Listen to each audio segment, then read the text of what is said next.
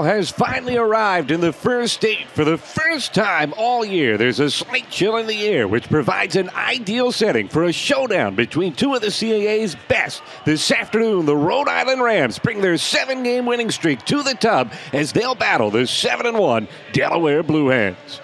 Today's Blue Hen football game is sponsored by Bloom Energy, providing resilient, sustainable power to businesses across the U.S. and globally. Hi, everybody. I'm Matt Jennings, alongside the former Delaware wide receiver Thyrick Pitts, who's making his broadcasting debut here this afternoon. And Thyrick, while we're awful happy to have you up here in the booth with us, I have this sneaky suspicion as you watch the Blue Hens come out onto the field, you'd like to sneak down there, get the pads on, and join the players, because this is the type of game you dream about as a player. Nationally ranked opponent coming into your home in the month of November. What more can you ask for? Well, Matt, it's a different feel being up here in the booth for sure, but I'm so grateful to be here, and you're absolutely right. This game has a playoff feel to it. While I was here, Coach Rocco and Coach Cardi would always say, if you want to win in the playoffs, you have to win in November. And for the Rams, they're looking to do just that, with Delaware looking to play spoiler. And our matchup to watch in this game, one of the things we'll be paying really close attention to this afternoon is the two dynamic running backs. Both Marcus Yarns of Delaware and Rhode Island's Malik Grant have been terrorizing opposing defenses this season. Let's start with Yarns, who's on the precipice of quite the career milestone. Yeah, Marcus needs 64 yards to reach 2,000, and that's an incredible milestone. You know, in honor of Military Appreciation Week, he's like the U.S. Navy. He could get it done by land, by air, or by sea. And there's a reason there's teams coming to look at him to play on Sundays. Absolutely, and Delaware is so happy to have him back and healthy after he missed several weeks due to injury and immediately made his presence felt against Monmouth. Another big game last week against Albany. On the other side, Malik Grant kind of eased his way into the starting lineup in his first season, but the transfer has found his form with the Rhode Island Rams. You know, Malik, he's so explosive, man. He's not the biggest guy coming in at 5'9", but he had two 1,000-yard seasons at Sacred Heart as the second back behind Julius Chestnut, who now plays for the Tennessee Titans. But like I said, he's just an explosive back, and he's a problem in the open field.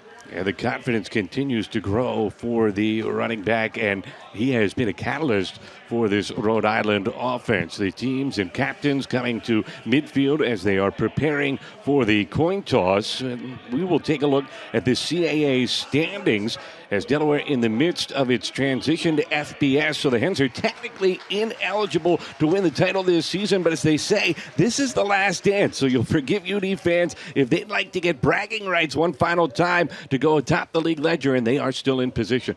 Yeah, you know, when we talked to Coach Cardi this week, he said they're attacking every week like it's the Super Bowl for them. This is the last time they may be playing some of these teams, maybe ever in his tenure here at UD.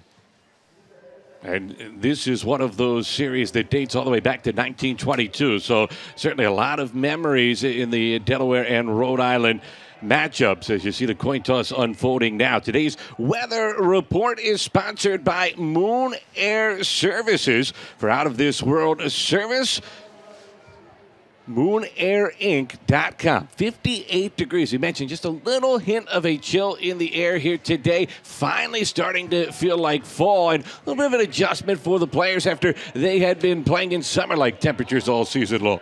Yeah, I mean, this is perfect football weather. You couldn't ask for a better day in November. Are you kidding me right now? It is November, and we got 55 degrees. You can't ask for a better day. All right, as we count down to kickoff, you see Ryan Carney, the Delaware head coach in his third season in charge of this Blue Hens program. What does his team have to do today in order to be successful? Well, the first thing is they got to get the running game going early to open up some of the pass. If they can do that, get the ball to some guys like Phil Lutz to open the game up. Second thing they have to do is win the turnover ratio. Under Coach Cardi, they're 17-0 when they can do just that. And finally, on defense, they got to limit the explosive plays. Now, for Rhode Island, you got to get on the board early here. They're averaging 26 points a game compared to UD's 36 points a game. This is not a game where they want to play from behind. I expect to see a big game out of Marquise Buchanan. He had 171 yards last week.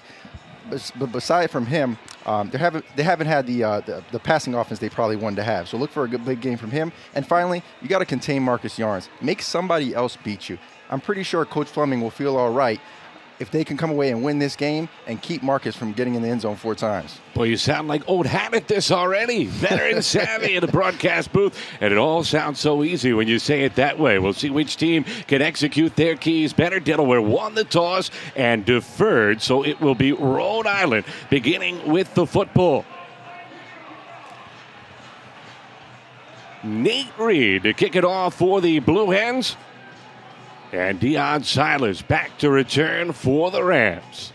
It's Delaware and Rhode Island underway from the tub. Silas from the 1. Has a seam, but can't quite shake his way free as he's brought down at the 25-yard line. Pretty good job on special teams there by the Blue Hens. As Tyron Herring able to make the stop, and Rhode Island's offense anchored by their quarterback, Devin Farrell, as exciting a signal caller as you'll find in the CAA. Started his career at Virginia Tech, but transferred after the spring of what would have been his sophomore season. When he came to Rhode Island, he waited a year behind Kasim Hill. Then he had to beat out Clemson transfer Hunter Helms earlier this season. All he's done is lead the Rams to 5 comeback victories and has them on the precipice of their first postseason berth since 1985. I mean, one thing about Devin, too, he's a 2-sport athlete here. Was in high school. He actually had a scholarship offer from JMU.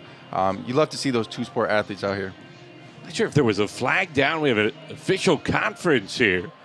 Did not see the laundry on the field, but an extended delay.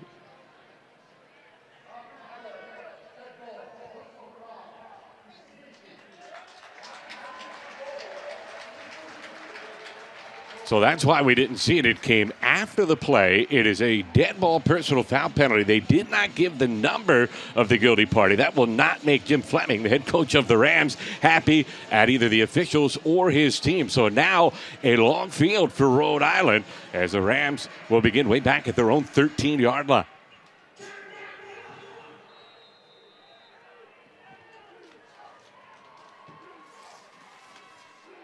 First down, and it's a keeper for Farrell, trying to turn the corner around the right side, dragged down from behind at the 19. So he gets 6, and it'll be 2nd down and 4. As you see Fleming in his 11th season at Rhode Island, he has done a magnificent job turning this program around. You said it, Matt. I mean, when Fleming inherited this program, they were almost getting ready to disband football. So the turnaround they've been able to have here is pretty impressive. And we will get into that much more over the course of the day. They want to stay ahead of the sticks. They've done exactly that on first down. 2nd and 4, straight ahead handoff, and that's going to be enough to get the first down as Malik Grant spins his way past the 25 to the 26, and expect to see a lot of the Bronx, New York native. Yeah, that's a little bit too much by the defense. I know Coach Rojas is trying to limit those types of plays. They're gashing them a little bit right now. At times, Delaware's defense, I don't want to say slow starts, but they've had sort of a feeling out process early in games. We saw that late in non-conference play, and certainly reared its ugly head against Richmond a few weeks back. Farrell again, a keeper, and that's a run-pass option. Looked like he threw it away as Delaware stayed at home on the outside. Good read by the Blue End defense, forces the incompletion, and give the credit to Akori Lyde for staying home. You got to be careful with those RPOs, having a legal lineman downfield call. They did a good job there of staying close to the line of scrimmage. They get 2 yards. If the pass goes beyond the line of scrimmage, it certainly did there, but that took a long time for Farrell to make his decision. So 2nd down and 10. Rhode Island shifts the formation. They move both 10 tight ends to the right side. Farrell off the play fake will keep and be dragged down from behind. Excellent pursuit from the Delaware defense as they read that the whole way. The milkman, Melkart Abujade, making the stop. He's another player, man. A key player in this game, a guy who has the potential to play on Sundays. Just look at him out there. He's put on some weight since I played with him now in a good way. And like I said, a guy who has the potential to play on Sundays for sure. Melkart not going to be happy about that spot. It's at the line of scrimmage, so he won't get credit for his 7th sack of the season, but he does set up a 3rd down and long here for Rhode Island. Good pocket for Farrell over the middle. Perfect throw, and he's got a first down out to the 49-yard line as he finds his jack of all trades, Tommy Smith. Yeah, you see there we had a split coverage look. They were able to hit it right up the seam there. Got to do a better job there of protecting that. Looked like a little bit of miscommunication on the defense.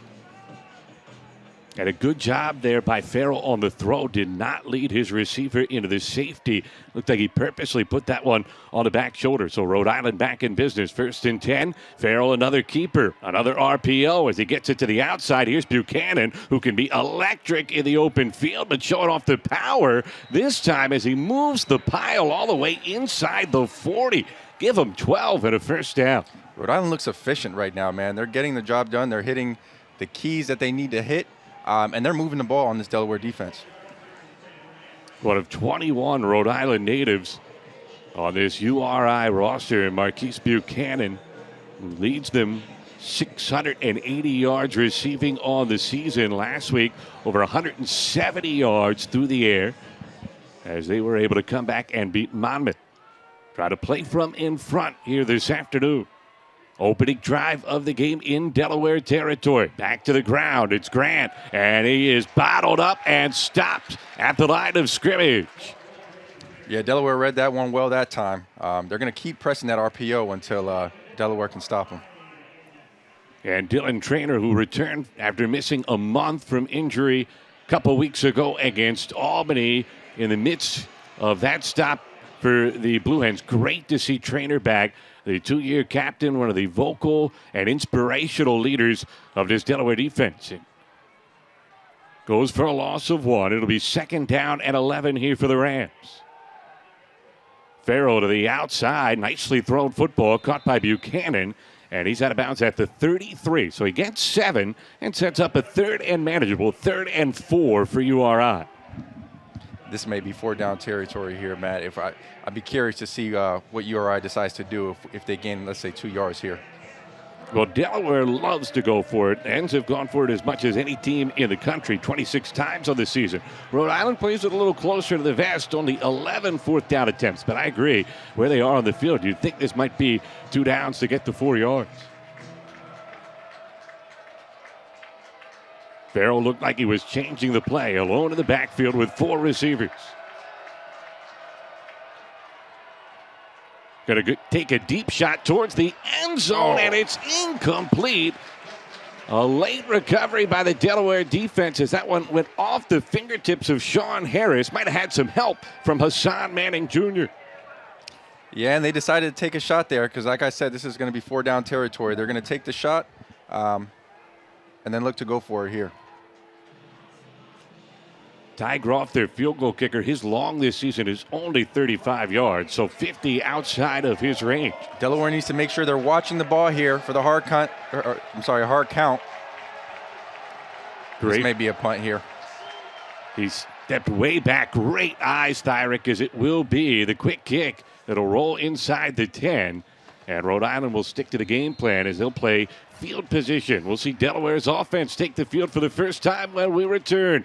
The hands bend but don't break. Get off the field, and they go to work when we come back.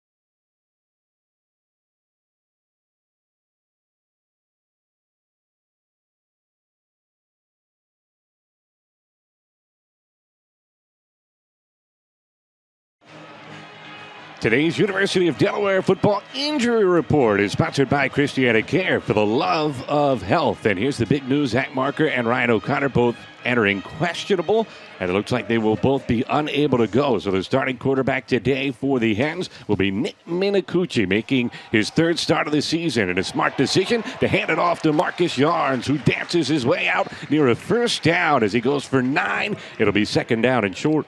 Well, Matt, there goes that man. I mean, he was one shoestring tackle away from taking another one to the house on the first play of the scrimmage. So that he shows that explosiveness right there from the get-go.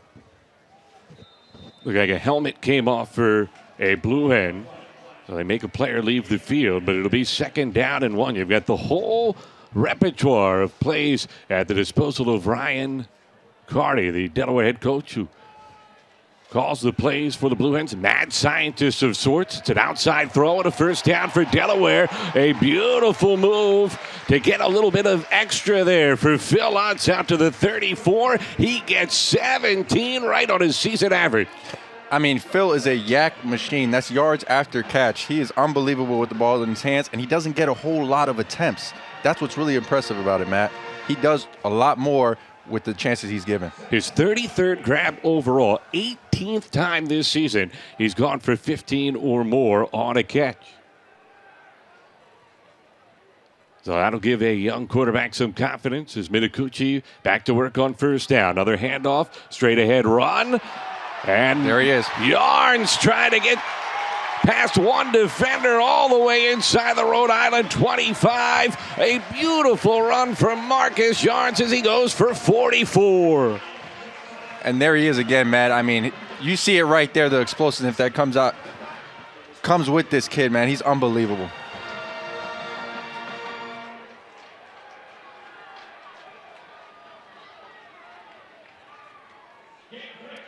Just bursting through, and with his speed, once he gets to the second level, what are you going to do? Heck of an effort by Rhode Island to chase him down that time. Ayinde Johnson, now an RPO from Delaware, and a throw inside the 20 for AA. Gets it at the 17, so 5 more for the Blue Hens.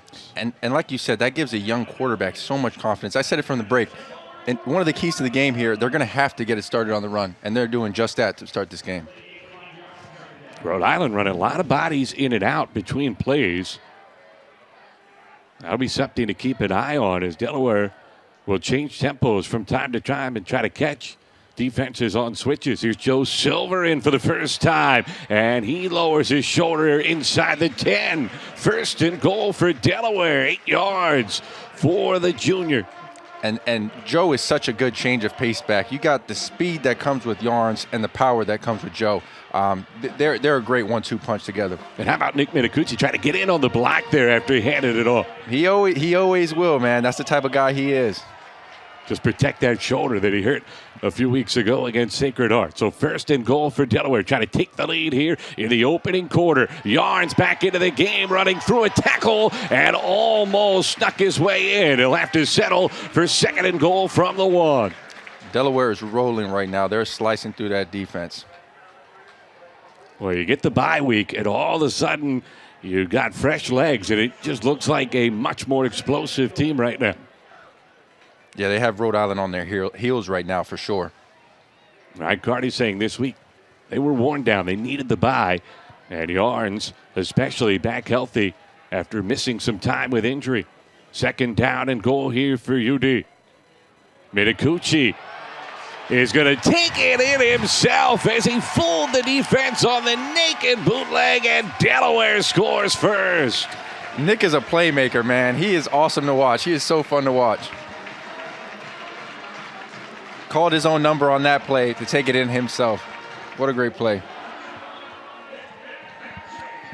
Beautiful drive from UD as they go right down the field after the quick kick backed them up inside their own 10. And Minicucci is deceptively quick there to the corner. You know what? I actually had a chance to run into Nick's dad here a couple weeks ago in the stands when I was watching as a fan.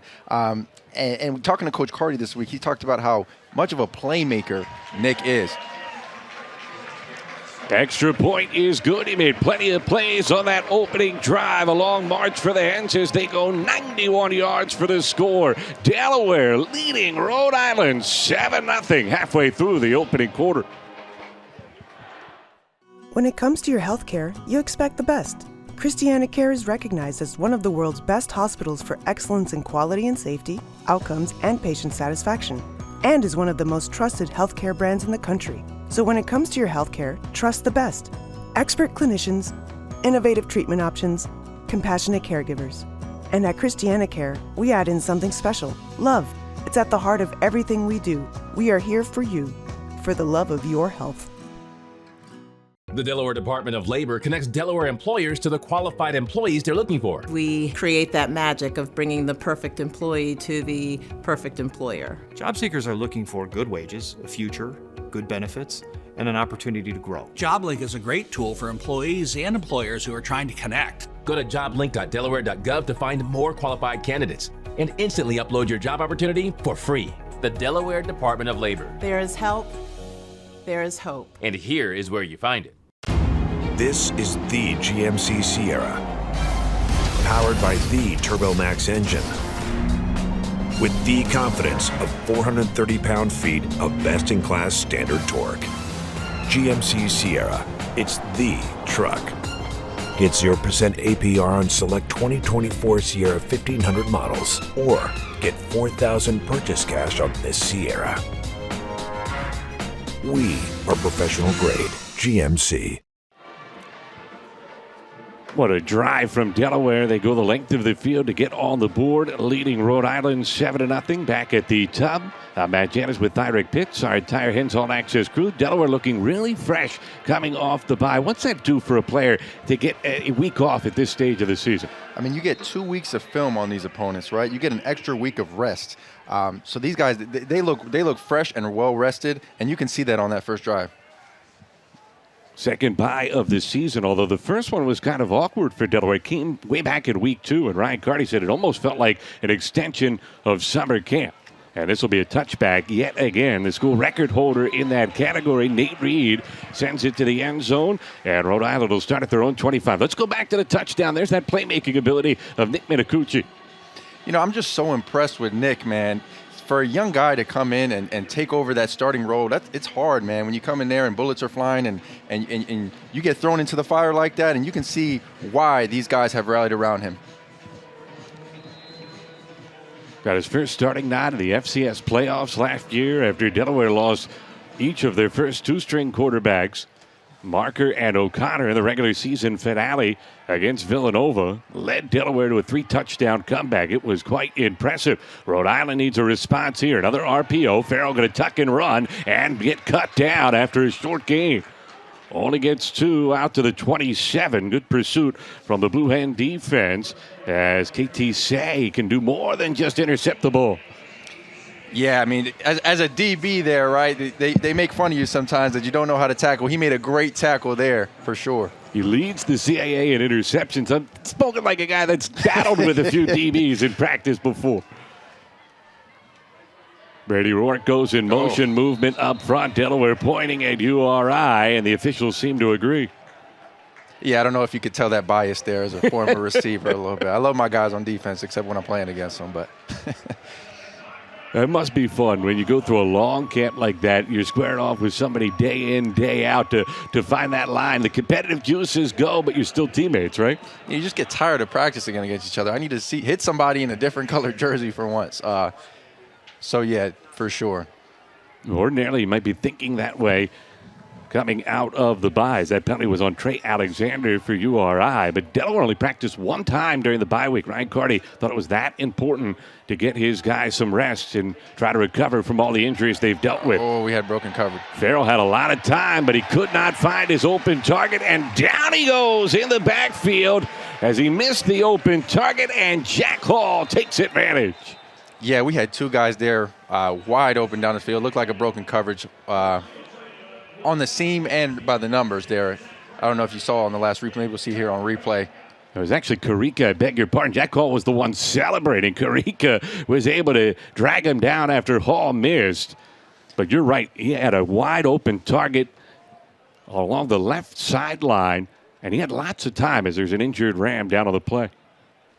Well, sometimes you take that gamble, right? When you bring the pressure, it didn't necessarily get there as fast as it normally does, but Hens got bailed out on that one for sure. Great play. It's Greg Gaines III, the injured Ram, who's helped to his feet, transferred from Iowa State in his first season at URI.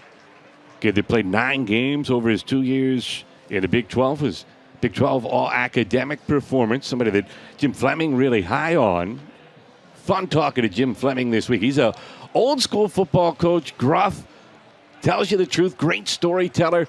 But the one wrinkle is he's got a little Steve Spurrier in him. He knows how to have fun and make sure the guys are relaxed. And he likes to preach, hey, this is very serious, but it's also a game. Yeah, for sure. He's very cut and dry. He's going to tell you how it is, but he likes to have fun at the same time. Almost a prevent look here from the defense. A 3rd down, and they got to get almost halfway back to Rhode Island. It's a draw up the middle against the 3-man front. They're going to get a big chunk, but not quite enough. Across the 30 to the 32-yard line. That's the gamble that you take when you drop 8. URI was able to assess that and run the draw play there. Delaware did a good job of keeping them behind the sticks. So Grant will take the stats. He gets 16 yards on his ledger, but Delaware will take the stop as URI has to send the punt unit onto the field.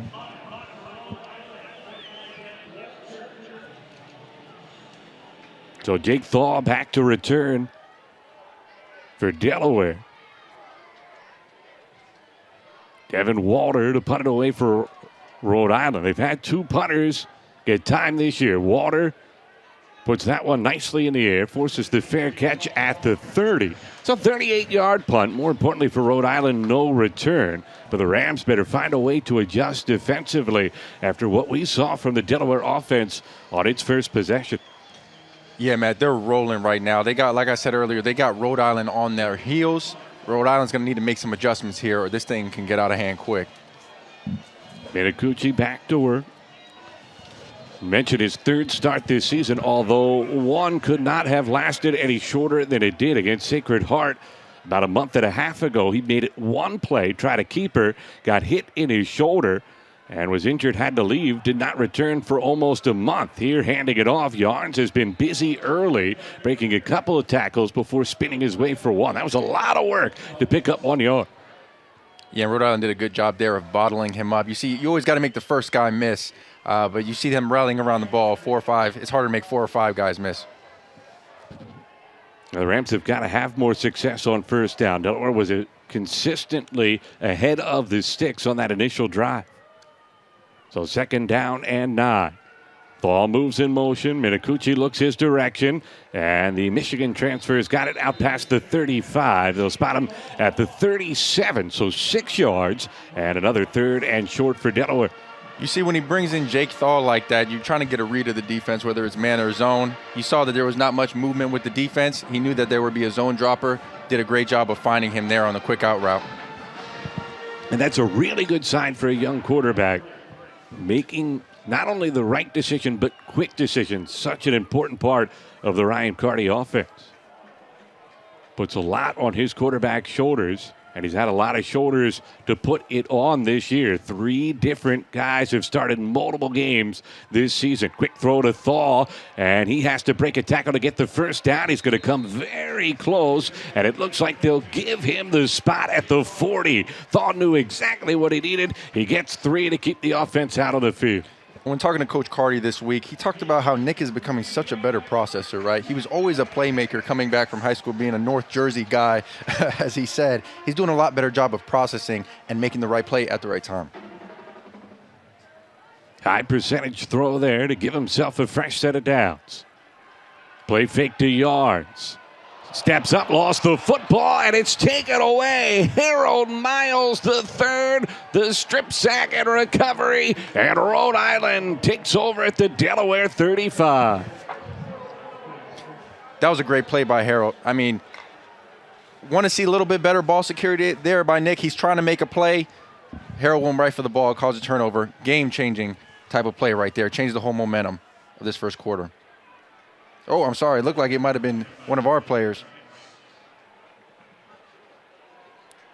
Tell if when Miles reached that arm out, he got a piece or not. It is something to keep an eye on with Minicucci. Ryan Carty actually went out of his way to praise how he held the ball with two hands when he was stepping up in the pocket 2 weeks ago against Albany. Let's watch it again. You're right. Looked The like it was blitz one of our pickup. guys. I think might have been Marcus Yarns knocking it out as he got shoved back, and then Miles recovered. Jet sweep to the outside on first down. Rhode Island able to turn the corner as that's Sean Harris Jr. who gets a first down, 10-yard pickup. Matt, as you know, this is a game of momentum, and you can see how quickly things can change in a matter of seconds here for URI. Rams felt like they were on their heels, but they are very comfortable. They've come from behind to win 5 games this season. First down run, straight ahead. Deion Silas getting his first carry of the day and picks up 4. A good physical run for a guy who's known more for his speed. They're up tempo here now, Matt. They're trying to get in this end zone. So here's the adjustment from the Rams offense. And a new quarterback in as well. Hunter Helms into the contest, throws it over the middle, and gets a completion, breaking a tackle, and getting into the end zone, Marquise Buchanan. So they make the change at quarterback, and on Helms' first throw, it's a score, and Rhode Island an extra point away from tying the game. Yeah, Matt. I mean, when you have a quick turnover like that, you got to expect tempo or a shot, right? You got the defense guys drinking Gatorade, got their helmet on the sidelines, got to hurry up, get on the field, make a play. Rhode Island did a great job of taking advantage of that momentum. So Jim Fleming making the move. Helms, who got a start earlier this season, the transfer from Clemson in his first season with the Rams, making immediate impact for Rhode Island. Ty Groff looking to tie the game for URI. Nice job to get that one down. Looked like a little bit of a bobble there on the snap from Devin Walter, but we're tied at 7. I'd be interested to see if URI keeps Helms at the helm of their offense. Pun intended here, but he looks like an FBS quarterback to me. I mean, he looks big out there. He's 6'2", 215.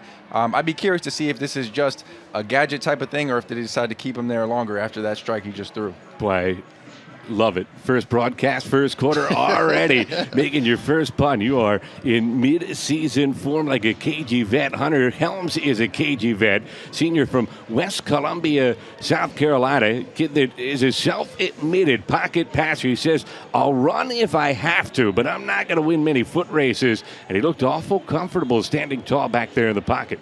Well, that's great self-awareness by Hunter right there. I don't know if I would ever admit it, but it sounds like he's got great self-awareness. He did a great job finding the open man for the touchdown. So Rhode Island responds, forcing the turnover and the fumble from Nick Minicucci and converting it after a 35-yard touchdown drive.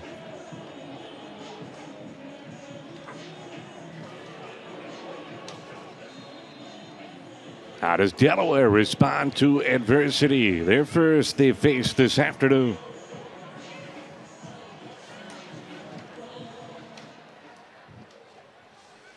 This will be JoJo Bermudez getting a try from the 6. So fast, but drilled before he can get to the 25-yard line. Excellent coverage. Rohan Davey laying the lumber. Yeah, JoJo's another guy who's special, man, but he took a shot right there. Way to get back up. So you want to be a kick returner. Oof. Great hit. Minicucci back to work for Delaware. Worst field position of the day was on the touchdown drive. So better here at the 23 for Delaware. Oh, a low snap and another turnover, and it's going to lead to a Rhode Island touchdown. Devin Hightower takes it in, and lightning strikes yet again for the Rams.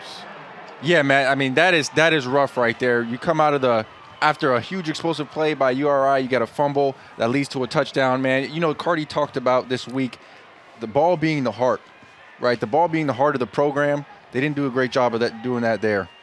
Cardiac arrest on that play. And the fumble return for a touchdown. So 2 turnovers today. Delaware had only given it away 4 times all season, Thyra. Yeah, I mean, we talk about the turnover margin, right? It's a huge, huge part of this game. Delaware, when they win, they're 17-0. You're going to have to do a better job here this next job. I know they'll come back. And end of the day, +10 penalty as the kick is good. It looked like movement up front from UD. And this place is eerily silent. A jarred tub as everything was going so well for Delaware to get things started. And back-to-back plays from the Rhode Island defense have completely flipped the script. Yeah, Matt, this momentum, it just changes so quickly. Don't blink, you might miss something in this game, man. It's how quickly things can change, and turnovers are going to be a big, big part of the rest of this game. So they declined the offsides, and the lead is up to 7 for Rhode Island. Let's go back to that last play. Minicucci just never got the snap. Not sure what happened on the exchange. Looked like a little bit of miscommunication there. Great job by Hightower by being a man on the spot and getting in the end zone there. A big moment for the redshirt junior transfer on his third school, his 5th year of college football, his 2nd season at URI. Started his college career at Michigan State. Played in one game. It was at the Horseshoe against Ohio State during the COVID season. They spent 2 seasons at Cincinnati. But he missed the entire 2022 campaign due to injury. Came to Rhode Island last year. And has found a role with the Rams in his biggest moment of his college career. Delivering a 7-point URI lead this afternoon.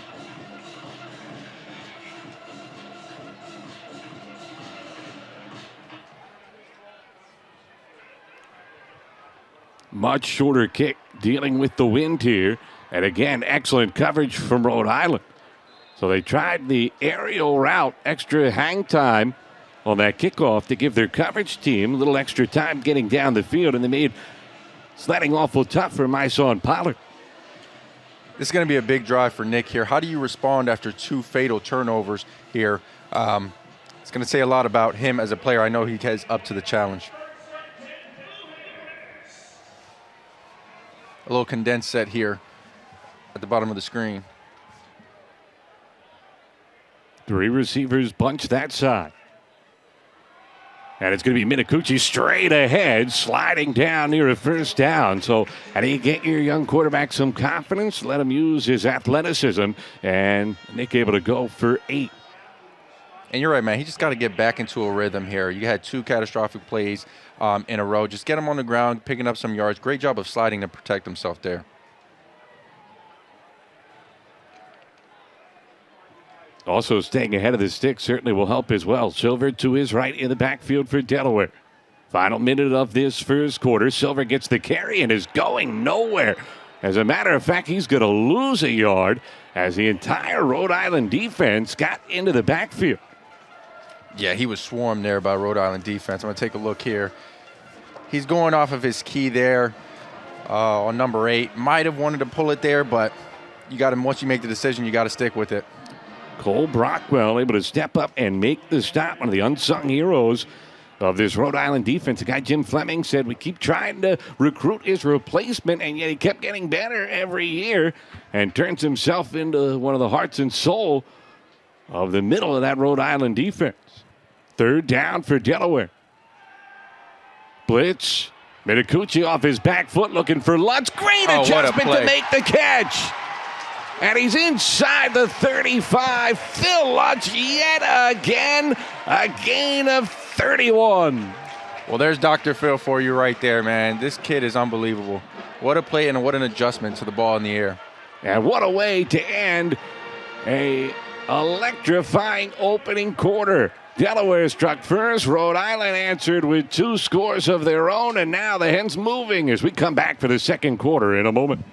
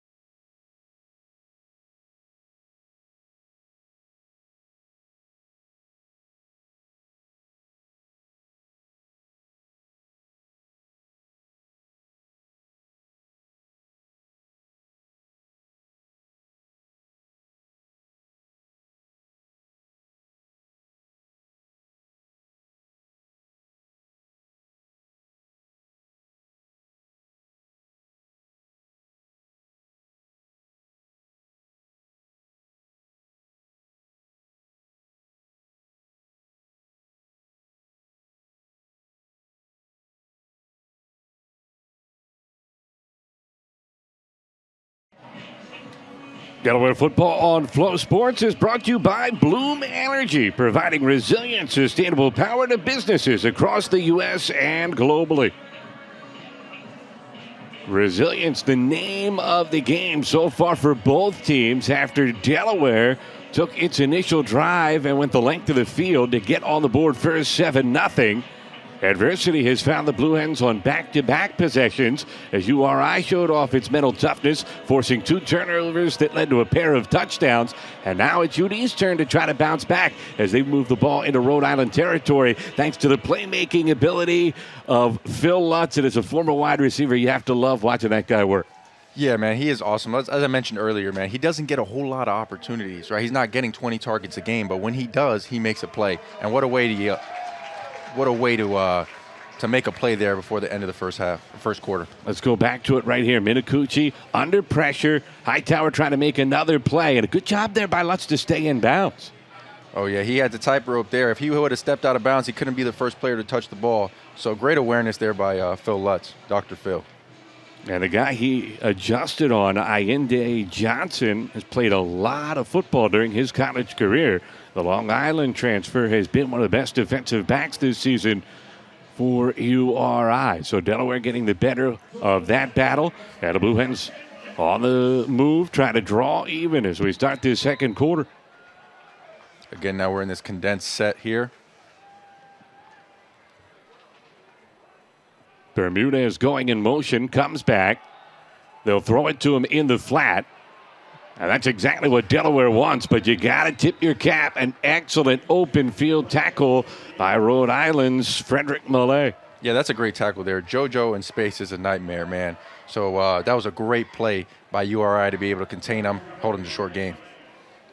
Millay, the second-year starter, had at least 8 tackles in 4 games this season. So if you were going to have to find someone in the open field one-on-one with JoJo, I guess he's the guy for that Rhode Island secondary. But Bermudez going to make you miss most of the time. They fake it to him. Minicucci going to tuck and run and lowering his shoulder to the 26. Minicucci, he loves to mix it up physically. For sure. Coach Carty said he is the type of quarterback who will get in there and try to throw a block way down the field instead of watching the play there. He did a great job of protecting the ball there as well. Great job by him overall. And an important play because now it sets up a 3rd down and 4 for Delaware. And as you were alluding to earlier for Rhode Island, it's probably 2-down territory for the Hens, especially at the rate Carty likes to keep his offense on the field. See if they can get it on 3rd. It's a direct snap. And it's going to be a 1st down and then some from Yards as he cuts back and tight ropes the sideline for the score. How did he do that?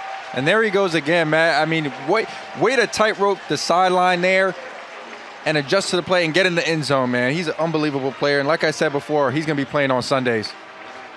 The body control of Marcus Yarns, changing directions and speed and the trickiness of this Delaware offense. And the thing about Marcus is he's so smooth, man, so it doesn't look like he's running fast until you're next to him and he's running away from him. I mean, that looked like the old school Tecmo Super Bowl where you just toggle up and down so the defense can't get you. And the extra point is good. We are tied at 14 as the Blue Hens again responding. A long drive and Marcus Yarns. Watch this body control as he changes directions and speed.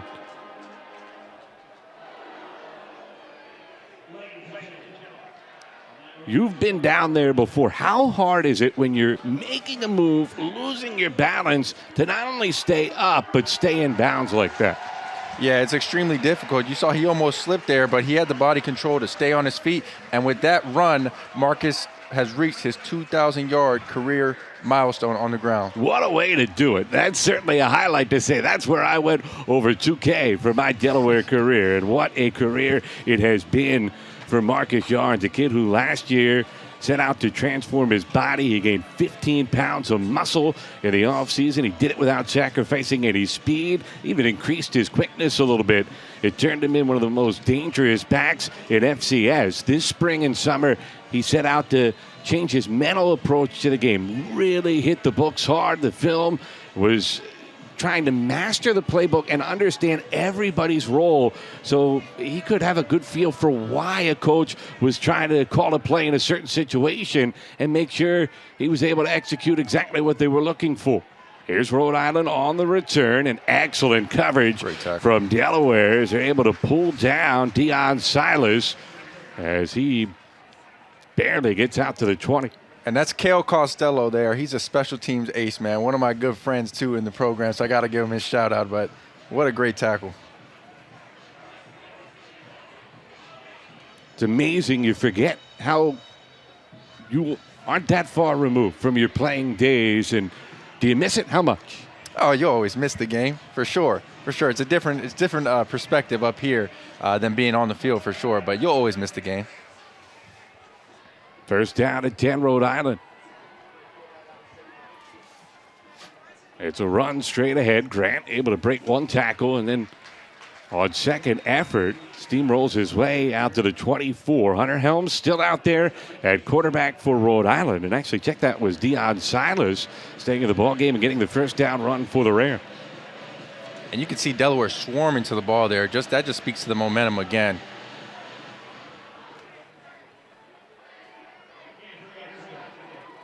Gave him 3, so second down and 7 for URI. Another straight ahead run and another quick converge from the Delaware defense. Able to drag Silas down from behind. Outside pressure from Jason Scott gets the stop. Interesting play call there by the defense. Gave Coach Rojas had them in a zero coverage there. I'd be interested to see if Coach Fleming here doesn't dial up to take a shot on third down, if we see that look again. The Tub, which was shocked just a few moments ago, has been electrified by Marcus Yards, trying to make its presence felt on this third down.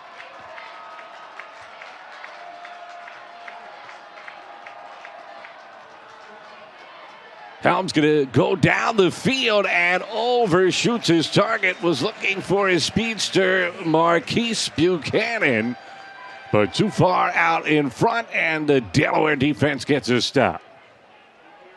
Yeah, Delaware there took a gamble with the one-on-one coverage. They trusted my man versus your man. Way to make a play. So the Hens able to get off the field. It'll be another punt for Devin Walter. First time kicking in this direction, working with the wind, blowing towards the Bob Carpenter Center this afternoon. Blustery day. Finally feels like autumn. Said it was going to blow somewhere in 15 to 20 miles per hour before the contest was over. Some pressure, but Walter able to get it out. A high spiraling kick that forces a fair catch at the 33. So a 41-yard punt, no return, and Delaware's offense back to work when we come back. It's the Hens and Rams tied at 14 in the second quarter.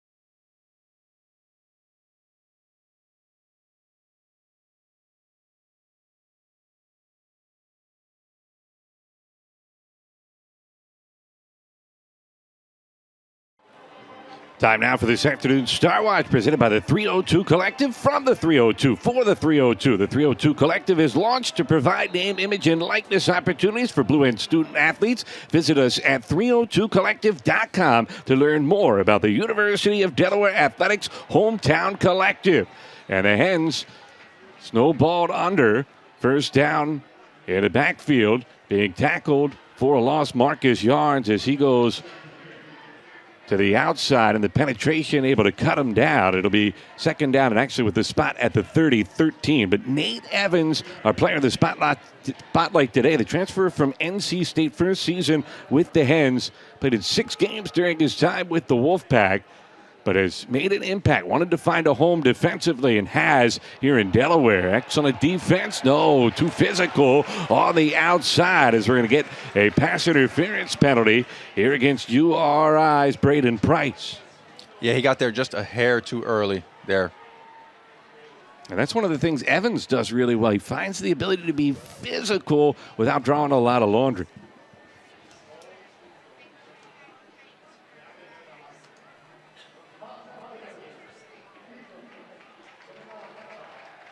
So instead of third and long, it'll be first down for the Hens.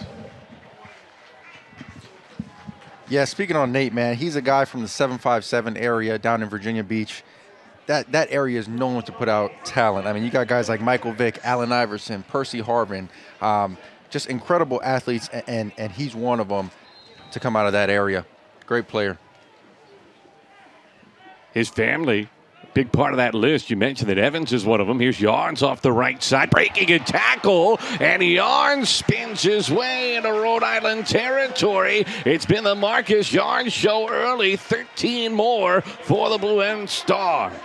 It's been so impressive to see Marcus kind of evolve from when I came in here his freshman year. He's got so much confidence, man, and he's got the Hens rolling right now.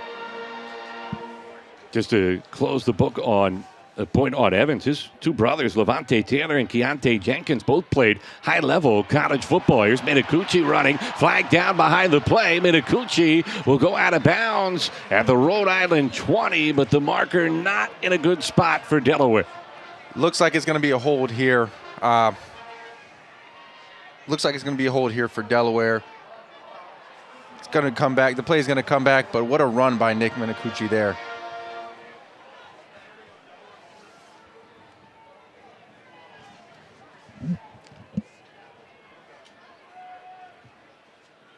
Those are the type of plays you hate to see come back for a flag.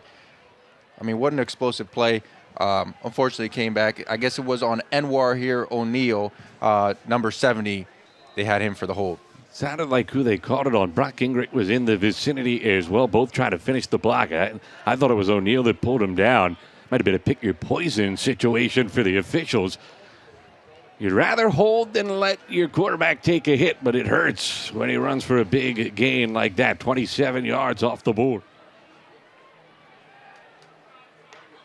So first and 20, Minakuchi going to try to get it back with one deep shot and just a tad too far out in front of Phil Lutz. Yeah, he's still able to get his hand on it there. As a receiver, you'd love to make that circus catch. Just couldn't hang on to it right there. Wait a minute. Is that a receiver taking the blame? I thought the quarterback always missed the throw. I don't know, man. I don't know. I say make them look good, right?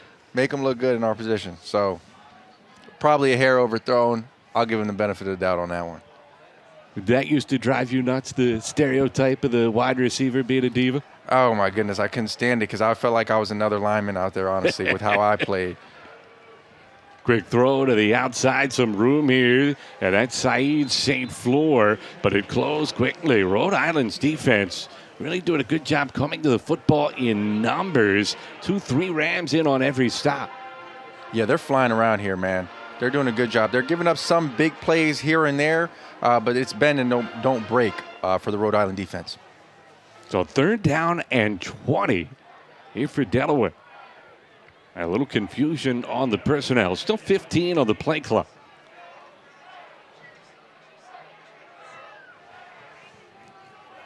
It was Lutz coming off late. Carney doesn't seem all that concerned. 5-man rush for Rhode Island. High throw over the middle. Nice job to go up and get it from Bermudez, but he cannot escape the grasp of Braden Price. And it'll be 4th and long for Delaware. Yeah, JoJo there tried to spin out of that one. I get the idea of what he was trying to do. It was just nothing there for him. 4th down. So a promising drive has its momentum thwarted by a penalty. And Delaware will end up punting it away. Yeah, you know, Matt, those penalties that kill you, man, they're drive killers, we like to call them. Unfortunately, Delaware here drives ends on a punt. Josh Cupid will send it towards Gabe Sloat. It's a short kick, and it takes a Rhode Island bounce to boot. That one is down, almost out near the 30-yard line. And we talked about the wind being a factor. Delaware going into that stiff breeze in this second quarter. And that was just a 23-yard punt for Cupid. Yeah, from our view here, looking at the flags in the south end zone here, we can see that the wind has picked up a little bit. So it makes sense why that punt probably didn't get as much air under it as he wanted to. But if you're Rhode Island, have to be pretty happy with the way this thing has unfolded after the fast start from Delaware, forcing 2 turnovers, both leading to scores, and now a handoff and some room. Bursting out for a first down, Malik Grant, and then a penalty at the end on the tackle. They're going to get him for a horse collar there, Matt. It looked like he may have gotten tackled by his hair. Yeah, tricky situation there, but I guess the ref is going to make that call if it's close. So a 15-yard run and then a 15-yard penalty, and just like that, Rhode Island is in Delaware territory. Well, let's see here, Matt, if he gets him on the horse collar or if it's by the hair here. Oh, no, that is part of the shoulder pad and the horse collar for sure. Great call there by the ref. Rare miscue from KT Say, and Rhode Island moves to the Blue Hen 43. I'm Matt Janitz with Thyrick Pitts from the Tub in New Orleans. A late season CAA showdown. Rhode Island looking for an 8th consecutive victory, trying to make the postseason for the first time since 1985. And playing well in this first half, Malik Grant, a big part of the reason why, as he cuts it back for a gain of 12 and another Ram first down. Yeah, this game is turning out to be a slugfest here, and you see that Rhode Island's not backing down from anything so far. They had the 2 big plays, momentum shifts, and now they're driving down the field here. Both of these teams just 1 loss on the season. Delaware's coming 3 weeks ago on the road at Richmond. URI's coming way back in September against Minnesota. This will be a short run on first down, and a little life from the Delaware defense trying to provide the juice is Merge Marumba.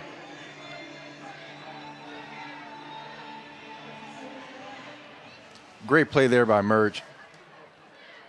2nd down and 8 as URI picks up the tempo. Another straight-ahead run for Grant. And again, on second effort, he's able to move the pile for an extra yard or 2 as he's down to the 24, and it leaves a 3rd and 3. Rhode Island's winning the line of scrimmage here a little bit here on this drive. They're going to keep pressing until this doesn't work anymore. Going with the wind, so might be on the edge of field goal range, but the way they're running it right now might also be 2-down territory. The way this game's going, I got to see them going for the end zone. They will take a shot over the middle. High throw, incomplete, as it deflected off the hands of the tight end. Was trying to get it to Kevin Schaefer. Would have been his first catch of the season. Yeah, as a wideout or a tight end, man, you gotta bring that one in a little bit high. But the rule is if it touches both your hands, you gotta come down with it. Rhode Island does not get a ton of production from the tight end position. Their 3 tight ends have combined for just 4 catches all year long. Schaefer could not pull in his first, so it'll be a 42-yard field goal here for Ty Groff. It would be his longest of the season. Had the distance, but wide left, and Delaware able to dodge one. That is a huge stop for Delaware there. Thwarts their momentum here. getting the ball back, looking to score.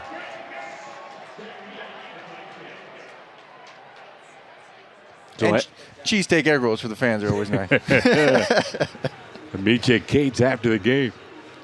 Now that one is right at the edge of Tigeroff's range. You can see he tried for a little something extra. You know, Ryan Carty would have been keeping the offense on the field, but Jim Fleming wanted to try to get the points, try to get the lead back, and instead it gives the football back to Delaware. I was expect to see a fast tempo here from Carty. Marcus Yarns back in the game. Quick throw goes to the outside and some room. That's Thaw. Shifty run out past the 30 to the 31.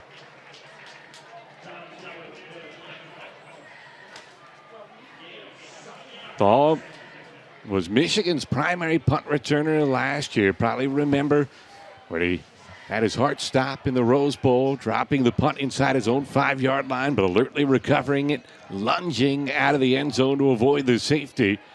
They like getting him the ball in the open field with those punt returning skills. Here's a short throw and a big hit as Fourier, lowering the shoulder, paid the price to the 44-yard line. He'll take 13 yards and a Delaware first down. Yeah, Caleb took a big hit there, man, on the sideline. Oof. And clean, too, shoulder to shoulder. But those are the ones. But on Thaw, man, I think Thaw is just an incredible player as well. Very consistent, runs routes very crisply, and great hands. Millay laying the number that time for Rhode Island. Delaware on first down, Thaw in motion again. Minicucci surveying the field. Again, bouncing to the outside, throwing across his body, and he found yards. Dangerous throw, but it works for 4. Great job of Marcus by protecting himself there on that play, making sure he secured the catch, get down. Wasn't much there for him. And great job of escaping the pocket by Minicucci there, too, making something out of nothing.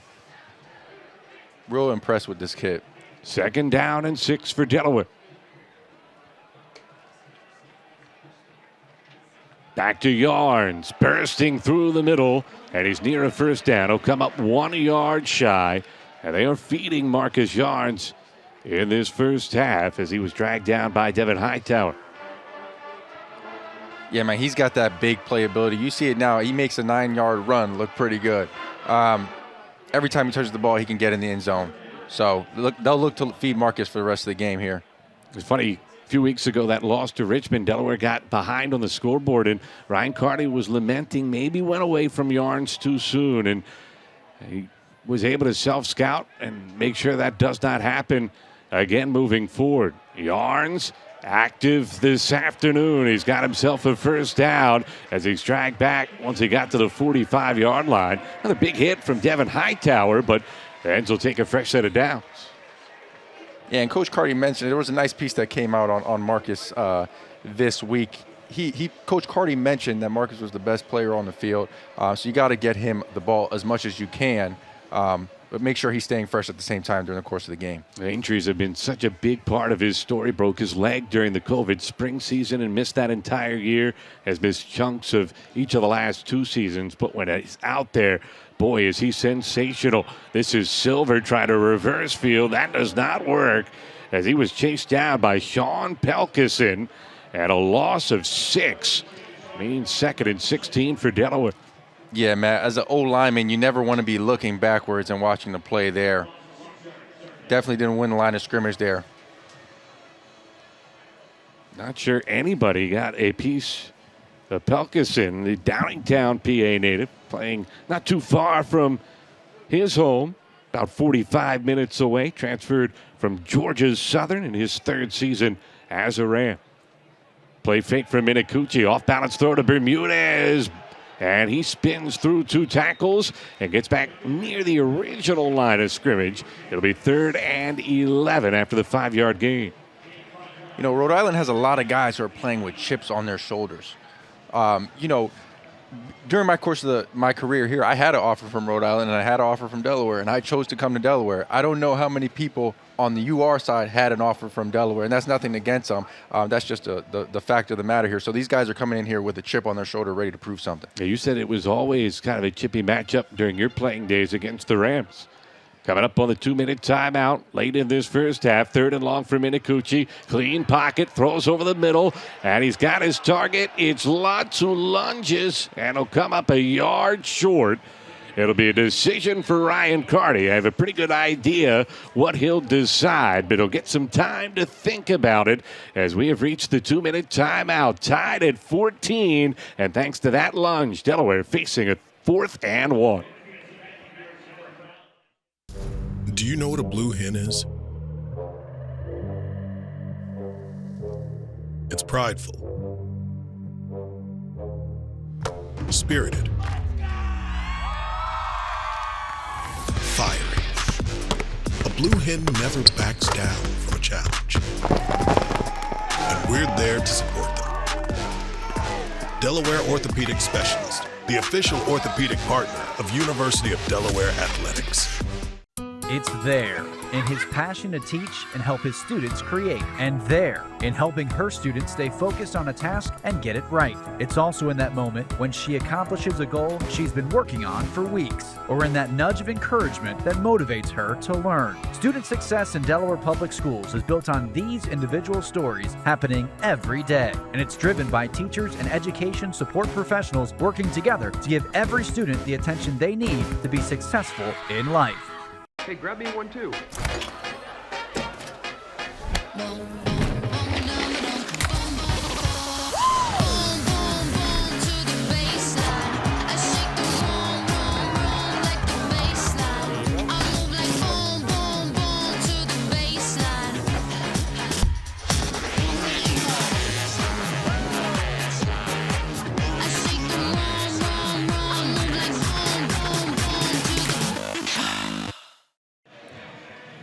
Beautiful day at the Tub. Early November showdown between two of the top teams in the CAA. Delaware and Rhode Island tied. 2 minutes to go in the first half. Blue Hens facing a 4th down and 1. They go for it more than any team in the CAA, and they'll do so yet again here. They almost got him there. Almost got him there. That DN on the top of the screen. Tried for the hard count. Now they move Yarns to the right of Minicucci. It's Yarns straight ahead. He's got the first down.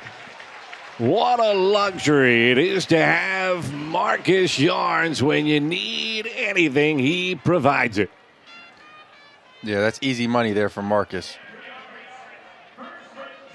On the day, he went over 2,000 yards in his Delaware career on the ground. Try to pad the stats here and give the lead back to Delaware. And remember, the Hens will get the football to start the second half. So trying to double dip here. Option, reverse, Bermudez against the grain. JoJo breaking a tackle and out of bounds near the 5. Brilliant play call, goes for 24. What a great play design here by Coach Carty. Slide everybody to the left, bring your fastest guy in your team all the way back to the other side. It's going to be hard to catch JoJo in the open field. I'm impressed that Rhode Island got as many bodies to that side of the field to prevent that from being a touchdown as fast as Bermudez is. But perfectly timed razzle-dazzle for the Blue Hens. Remember, they scored their first touchdown on a direct snap. Delaware's got to be smart here. Let's use as much time as you can here. You don't want to give Rhode Island any time to go down the field and score any points. First down and goal. The play fake to Silver and into traffic. Trying to get it to Bermudez. Fortunate that was just an incompletion. Very fortunate there, Matt. That could have been disastrous for Delaware. Lucky the ball fell to the ground. The Minicucci looks so smooth out there at times. You forget just how young and inexperienced he is. And he showed his youth that time. Yeah, well, Nick, he's no stranger to big games. He's played games at MetLife Stadium, playing up there in North Jersey, playing against teams like Bergen Catholic. Shout out to Bergen Catholic. So he's no stranger to big games, and he's ready for this moment. He was a product of Don Prosco Prep. And it's a shovel pass here, and Rhode Island was ready for it. Great read by Gabe Solomons to stop that for no gain. And Delaware will be faced with a third down as they will bleed the clock. Surprised Rhode Island does not take a timeout here. I was just about to say that, Matt. It's very surprising. Rams have 3 remaining. Delaware has 3 as well. That's not a factor for UD unless Rhode Island picks up an automatic first down penalty. So 3rd and goal for UD. Somebody's got to be in Coach Fleming's ear here to tell him to call this timeout. Ryan Carty is going to be the one that takes it as he bleeds the play clock all the way down. Well, that's kind of been the way that this Rhode Island team operates in an age of uber-aggressive offense. We talked about the 4th down disparities between these two teams. It really puts into perspective how many different ways there are to play this game and be successful, because these are 2 of the best coaches in the CAA. Ryan Carty has done a remarkable job during his first 2.5 seasons at Delaware. And then Jim Fleming, you alluded to it earlier.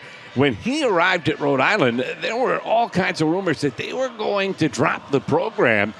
And he has been able to not just preserve the program, but make it thrive. And they are on the doorstep of reaching the postseason for the first time in almost 4 decades. Unbelievable that it's been nearly 40 years for the Rams. Yeah, that's hard to believe, because like I said earlier, every time we've played Rhode Island, it's been such a close game. Great to see that they're in a position now to finally make that jump. And now the chess match continues as Fleming watches what Delaware comes out formationally and calls a timeout. You know, the Rams last week faced Monmouth. Similar offense to Delaware. Thought maybe that might give the Rams defense a little bit of an advantage. We asked Jim Fleming about it this week, and he said, look, they both are a pain in the backside to prepare for schematically, but the difference in the skill players is so stark that it's a different animal, and we've seen that so far today. Rhode Island was able to make a lot of big plays against the Monmouth defense last week in terms of stops. Today it's been forcing turnovers that it's gotten them off the field. Yeah, for sure. Each game is its own separate thing. Delaware obviously did a good job against Monmouth when they played each other. That's what I like to do. I like to look at head-to-head matchups. So it's a different animal when you're playing Delaware for sure. So here we go, 3rd down and goal for the Blue Hens. Yarns moves in motion. Thaw lines up in the backfield. Now he goes to the slot. Now Yarns goes in motion, and they try to get it to him in the flat, and instead it is tipped away. Solomons makes back-to-back plays for Rhode Island, and the Rams defense comes up with a stop. And to your point there's some of the intricacies of the offense showing up right there, how we move people around here. You got Marcus coming out from the slot into the backfield, coming back around for that swing pass. A lot of different things you can do with them, and that's why he's going to be playing on Sundays. Very versatile. Early in the season, the Delaware kicking game was a little bit of a mess. It has been much cleaner here the last several weeks. Nate Reed will try to give Delaware the lead, a 25-yard field goal, and he sneaks it inside the right upright. The broadcasters said exhaling after he almost gave the old jinx. I was quiet here. Matt. I was waiting for the announcer jinx to happen. Luckily, we were spared with that one. It's an important drive for Delaware. They go 14 plays, 68 yards, and they take more than 6 minutes off the clock. As you watch that one, that might have sailed over the upright. Yeah, and that's why not calling those timeouts there is interesting to me now. You got 23 seconds. They're going to take a knee here and take it into halftime. If this would have been a minute 20, maybe they're thinking a little different, try to go down, kick a field goal, or get some points on the board here. It's the 37th all-time meeting between the flagship programs of the nation's 2 smallest states. It's a series that dates all the way back to 1922. UD is 25-11 all-time against the Rams, 14-4 here at the Tub. But as you alluded to earlier, the Rams just seem to play Delaware tough more often than not. They've split the last 2 meetings and won their last trip here to the first state. It's a blue-collar program. And they handed Delaware some really costly upset losses over the years. Remember a game back in 2012 where the Rams shocked Delaware, and that ended up being the difference from UD making the playoffs with Tim Donnelly at quarterback. Here's a big return that almost snuck free. Deion Silas had a huge hole and only the kicker to beat before he was tripped up. And, Matt, that's exactly to the point that I was trying to make earlier. All it would have taken was one of those returns to get you to midfield. Imagine you have that minute and 20 seconds on the clock, what you could do with it. There's not going to be much they can do now with only 18 seconds on the clock. What a play from my son Pollard, because if he does not get the trip up on that nice cutback, by the way, from Deion Silas, it's one-on-one with Nate Reed. As good as Reed has been as a kicker, I like Silas's chances.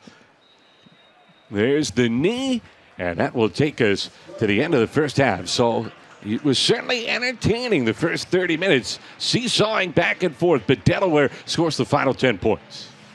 Yeah, it's going back and forth here. Rhode Island's done a good job of responding. Delaware has put their foot on the gas after those 2 costly mistakes. It'd be interesting to see what happens here the second half.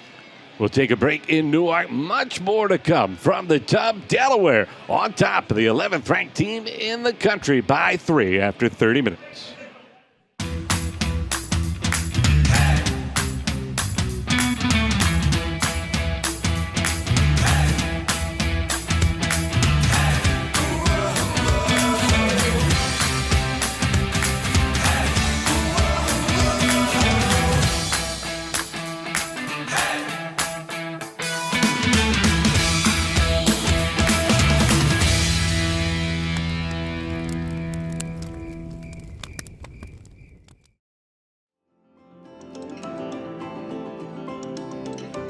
Delaware Imaging Network is Delaware's most trusted and preferred imaging provider.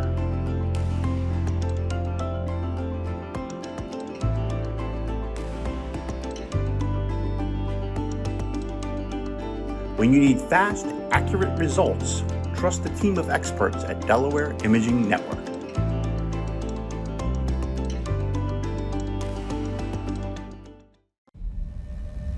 This is not just another E-Class, because it evolves with you. It adapts to engineering. It is the first E-Class made just for you.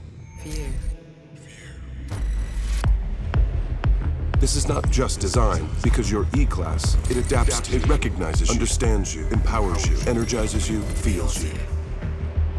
It evolves with you. The new E-Class.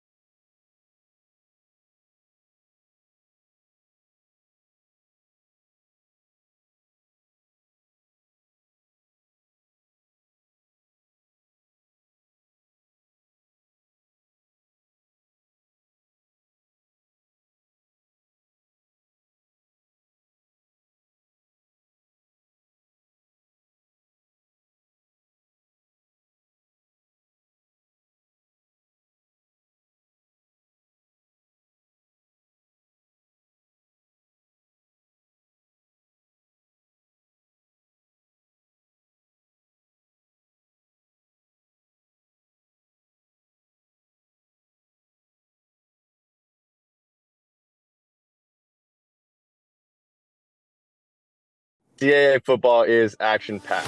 CAA football is thrilling. CAA football is gritty. CAA football is competitive. CAA football is grit and grind. CAA football is exciting. CAA football is tough. CAA football is relentless. CAA football is persistent. CAA football is incredible. CAA football is excellence. CAA football is lights out. CAA football is the standard. CAA football united in excellence. What is Easter Seals? What is Easter Seals? Easter Seals provides services that give children the power to succeed. People with disabilities a place in their community. Seniors and caregivers the support that they need. For over 75 years, Easter Seals Delaware and Maryland's Eastern Shore has been changing lives. We're hiring people who want to change lives. We're hiring people who want to build a better community. Come, join us. When a loved one faces serious illness, your world can become a labyrinth of choices. But with Delaware Hospice, you're not alone navigating the path. From diagnosis onward, we're at your side with more comprehensive, serious illness care than any other area provider. Our holistic care meets your loved one's physical, emotional, and spiritual needs, often in the comfort of their home. You're not alone. Contact us today. We step onto the court, out of the dugout, into the end zone, following the footsteps of those who came before us. A step with humility, carrying forward a 130-year legacy that's launched the blue and gold onto the national stage. The Baltimore Ravens select Joe Flacco, quarterback, Delaware. A step toward greatness, on the field and in the classroom, winning championships and leading in research that moves the world forward. A step, and then another, and another, and another. Because the path to excellence doesn't end when the game is over. Delaware to the Sweet 16. Or when we graduate. As Blue Hens, we know victory is but one destination. Win number 300. The journey is how we're remembered. This is our next step, and there's no stopping how far we'll go.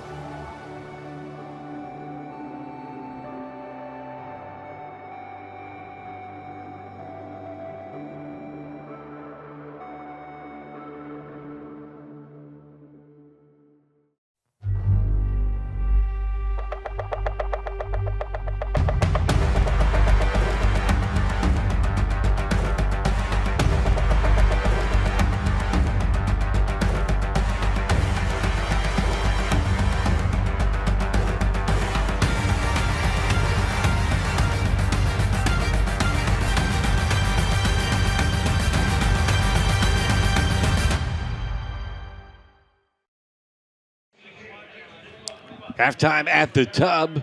Delaware in a seesawing opening 30 minutes, holding a 3-point advantage. I'm Matt Janis with Direct Pitch. You look at the halftime stats. In this one, they are brought to you by the International Brotherhood of Electrical Workers, Local 313, and the National Electrical Contractors Association. Together, we power Delaware. And the Hens, if you look at those stats, a lot to be happy about if you're Ryan Carty, except for one number, but it's the number he cares about more than any other, and that's the turnover margin. Yeah, man, I think if you talk to Coach Carty right now and ask him, hey, how would you feel about being -2 in the turnover margin and having a 3-point lead at halftime? He's taking that every day that ends with Y. So, sloppy first half offensively, but still going into the lead, you got to take that. So Delaware scored the first touchdown, taking a 7-0 lead. It was a very impressive drive. They went more than 90 yards down the field. Got a stop. Looked like they had all the momentum. And then Minakuchi inside the pocket tried to step up. Looked like he collided with a blocker who got shoved into him, fumbled the football. It was recovered by Rhode Island as Harold Miles III was able to fall on top of it. And then into the contest for the Rams came quarterback Hunter Helms. Not sure if it was an injury to the starter Devin Farrell, or they elected to make the move. But either way, it was a change, and it worked out as Helms threw a touchdown to tie the game. Then on the very next play from scrimmage, a snap that it didn't look like Minicucci was ready for got away. It was picked up by Devin Hightower for a touchdown. And as you said, at that point, if you're Delaware, you're thinking, uh-oh, because the Rams are a team that really can run off of momentum. We've talked about how many times they have come back this season. But what a response from UD to get that drive, get even with the touchdown. They did a little bit of everything, but it was really Marcus Yarns that was the anchor. Yeah, big plays by Marcus and Phil on those 2 drives there. Also for Rhode Island here, that missing that field goal is going to come back to haunt them. Watch at the end of the game. But they, like you said, Delaware did a great job of responding to adversity. We'll see if they can keep it up in the second half. That was after the Hens had tied it at 14. You mixed the long throw to Phil Lutz, 34-yarder that set up the touchdown run from Marcus Yarns. Then Rhode Island missed a field goal. It was a long one, over 40 yards. It would have been the longest of the season, in fact, for Ty Groff. And then Delaware, a long march. Over 6 minutes, they were able to bleed off the clock. Could not convert in the red zone. That's also something, if you're Ryan Carty, he'll be a little bit frustrated by. He really takes pride in his team's ability, not just to score inside the 20, but to score touchdowns.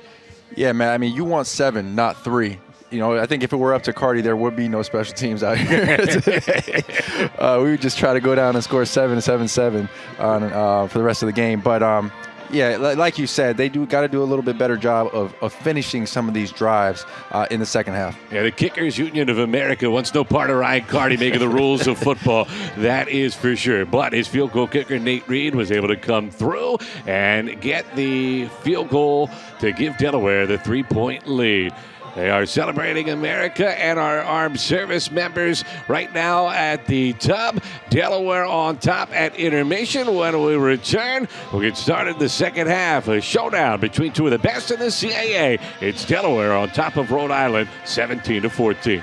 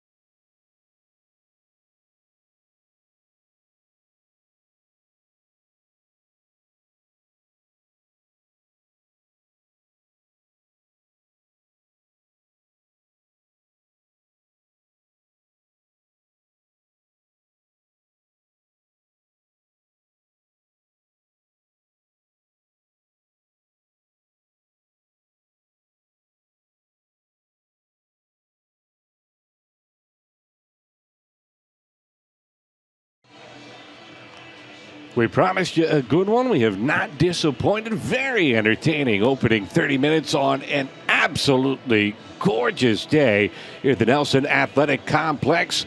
Tubby Raymond Field at Delaware Stadium. Blue Hens up by 3 in a topsy-turvy first half. Delaware will get the ball to start the second half. What are some of the adjustments we can expect to see from Ryan Carter?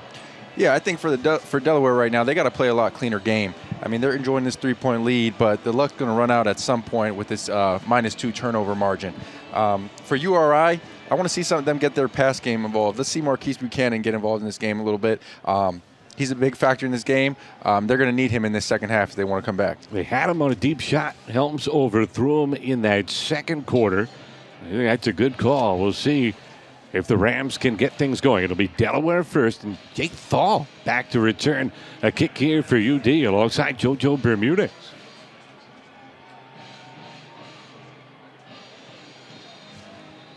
Thal, not normally a guy that it's many kick returns. He's been the punt returner all year long. Well, Jake's real sure-handed, man. Going to come his way from the 7. And Thal gets out across the 20. And the Delaware offense will begin at the 21-yard line. Nick Minicucci back to work. The youngster making his 3rd start of the season. And, up and down the 2 turnovers, but really responded quite well after that. Yeah, and that's that maturity that we spoke about earlier with him, man. He's doing a great job of keeping everybody level-headed. This thing could have got out of whack real quick. He's got a good job of keeping everybody even keel, and let's see what he can do to start this second half. 14 of 17, very efficient, only 109 yards. Did get the one big play. Oh, we forgot the T. Oh, the kick T retriever had one job, and he fell asleep, and he went sprinting out there to make him in. Good call by the ref.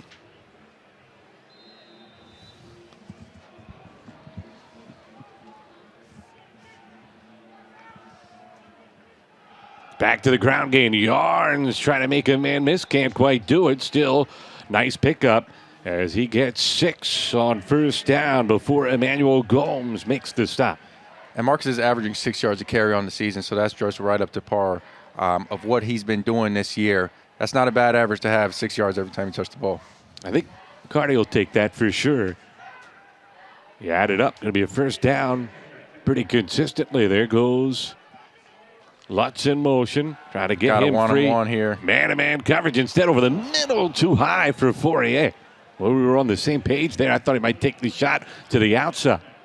It looked like they were trying to run either some double move, but they wanted to isolate him. They got the man zone read, saw it was man. Very surprised that they didn't take a shot at Dr. Phil here at the bottom of the screen. I like that. Now you're coming up with nicknames. Look at you. I can't take credit for that one. I wish. 3rd down and 4 here for Delaware. Don't want to start slow here the second half. We've seen that at times be an issue for the Hens on the move. Minicucci, very well done there. Perfect throw as Lutz moves the sticks near the 35. Great play design there. You got the naked boot there. Phil knew exactly where the stick was. Him and Nick were on the same page there, converting on that 3rd down. Now we got first down here.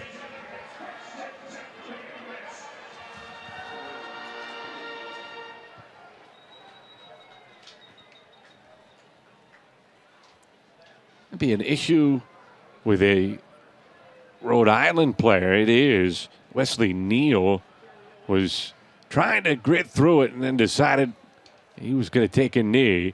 And so the athletic training staff will come out and check on the senior out of Miami, Florida. And we'll take a break while they check on Neal. Delaware opening drive of the 3rd quarter, leading Rhode Island by 3.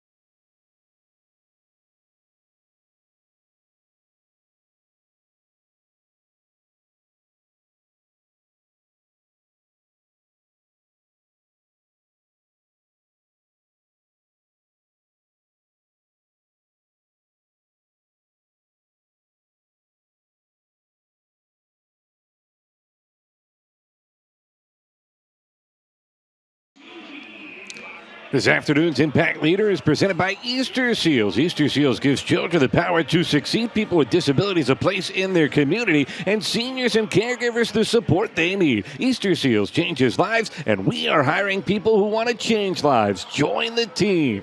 Women's basketball coach Sarah Jenkins in the spotlight today. If you find someone who knows Coach Jenkins and doesn't like her, you're going to be the first. She inherited a team that had just 5 players when she took over 3 years ago, has dealt with injuries the last 2 seasons, but has built a family-first culture. Here's Marcus Yarns getting himself a first down on 3rd and short, and going into Rhode Island territory, he'll get a gain of 17 yards. Yeah, and there's nothing new there. I mean, very nimble. He's got very good ankle mobility there to stay on his feet once again. Different game, same story for Marcus Yarns. So the Hens back in business in Rhode Island territory, leading by 3, opening drive of the second half. Tough one today for the women's basketball program as they fell on the road at LaSalle. We'll be back at home on Tuesday taking on Temple. This is Joe Silver trying to bust his way through, and instead back to the line of scrimmage. Great work defensively by Andre DPN Gray.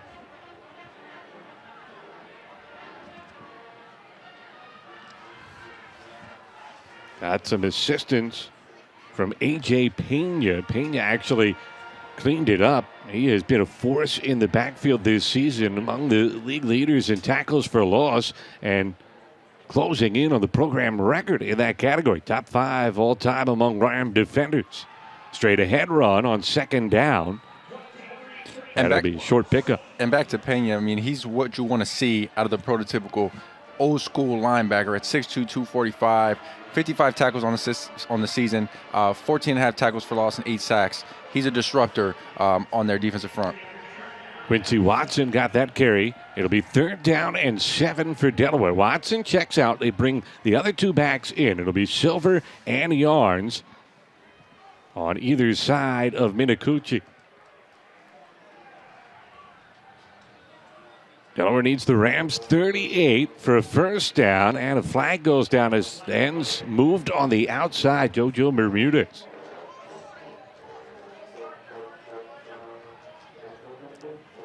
You've played wide receiver. I don't mean to cast any aspersions. I'm sure you never false started, but how tough is that? What do you hear from the coaches?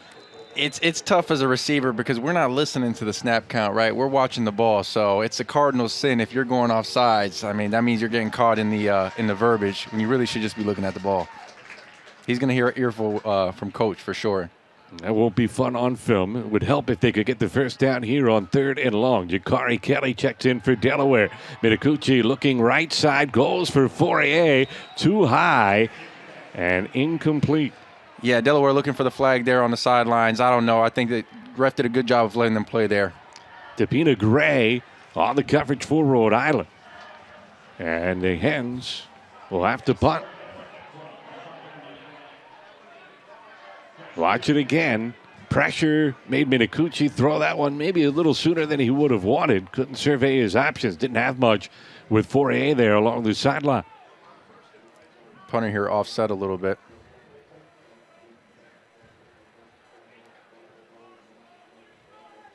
Cupid gets it out. And it will trickle into the end zone. So the Hens cannot down it. It'll be a touchback. 50-yard punt, but only a net of 30. And Rhode Island's offense will begin at their own 20. And we'll see who plays quarterback here for the Rams in the second half. Remember, as Ryan Carty frustrated right now with the entire operation for his team. It was Devin Farrell who started the game. He lasted 2 drives. Hunter Helms came in. His first throw resulted in a touchdown. And Helms still out there. Not sure if Farrell was injured or if it was a coach's decision. Did not get word from the Rhode Island sideline. Yeah, and about Helms, man, the coaches love this kid's IQ. He's a very smart player.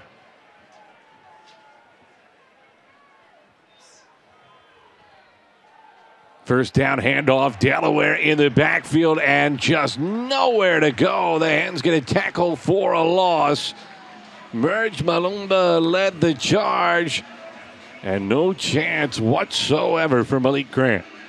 Great start for this Delaware defense. They snuffed that out immediately. Now Rhode Island's playing behind the sticks. I look for a shot here.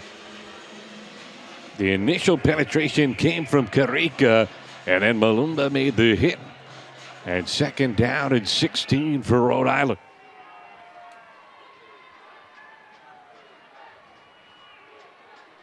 Back to the ground, and same result.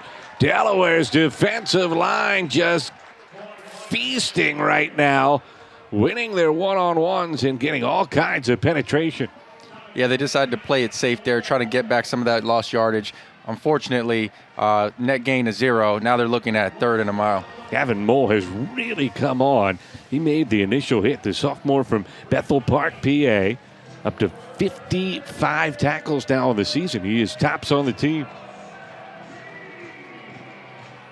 3rd and 17 for Rhode Island. They need the 30-yard line to keep the drive going. Empty backfield for Helms. 4-man rush from Delaware. Quick throw. And the Blue Hen defense rallying to the ball. Excellent work yet again. And nowhere to escape for Greg Gaines III. Great job there by Delaware of swarming to the ball, forcing the 3 and out here. Back to Gavin Moore here. He's not a guy that Coach Carty, pointed to as an immediate impact player here. It's always nice for a coach when you can find a diamond in the rough like Gavin, and he's done very well this season with those 52 tackles. Yeah, what did Carty say a couple weeks ago? We knew he could eventually turn into a good player. We did not think that he would be able to have this type of impact this soon. Really a testament to his work in the film room, has improved his football IQ, and has also gotten stronger. Thaw at the 45, able to elude the first wave, but brought down at midfield. Excellent field position for Delaware. A 5-yard return after a 42-yard punt. Will come back. Delaware in business, up 3. Excellent field position in the 3rd quarter. Did you know Delaware has beautiful beaches, unique breweries, and outdoor fun for days? It's got a little something for the night owls and the adventurous types. There's plenty of fun for the entire family, and no shortage of award-winning date night options. There's endless discoveries in Delaware, and if you play your cards right, you might even get to experience them for yourself. Plan your own adventure at visitdelaware.com. Attention Blue Hen fans, we're excited to announce that Grain Craft Bar and Kitchen is the official postgame spot for Delaware football. Bring your UD pride from the stadium and go to any of Grain's 5 locations after the game. Regulars have been enjoying Grain Craft Bar and Kitchen since 2015 for live music, great food, and fun. And now open, Grain Exchange is across the street from Delaware Stadium with an outdoor bar, stage, live music, and food. Grain Craft Bar and Kitchen is built by Blue Hens for Blue Hens.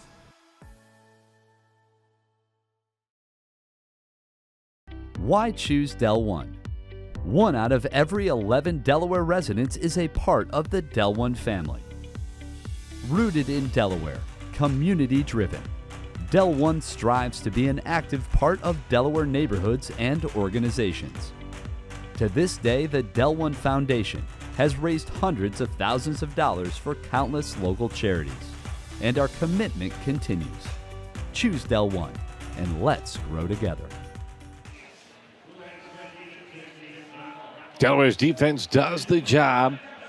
Penetration, 2 tackles for a loss, 3rd down stop. Gives the Blue Hens excellent field position as the offense gets it at midfield, up by 3, 6 minutes into the 3rd quarter. Marcus Yarns trying to sweep to the outside, broke 1 tackle, but could not escape the grasp of the second. Excellent pursuit by Rhode Island. Carson Primrose able to get Yarns off his feet. Yeah, great job by Rhode Island there of corralling Marcus. And we spoke time and time again how good of a player he is. Keeping him behind the sticks, very impressive. Matt Janis with Thyric Pitts, our entire Hens All Access crew. A beautiful day, a good crowd here at the Tub, and an excellent game. Seesawing back and forth as the lead exchanged hands multiple times in the first half. Here's Bermudez looking to turn the corner, showing a little power as he lowers his shoulder inside the 45. Bermudez more than just a speedster. And it's nice to see him get involved in the run game as well. You know, Coach Carty's trying to find different ways to get his best playmakers the ball. Great job by him there. He missed an extended stretch this year with injury. You really hate it for Bermudez because, you know, here's a guy that still needs the reps. He redshirted his freshman year. Then he came to UD, got injured in summer camp. That limited him in terms of learning the offense. It was not a starter last season. Finally finds the starter's role this season and misses more than a month due to injury. Quick throw over the middle. Nice catch by Kelly. And Jakari Kelly has a first down at the 35.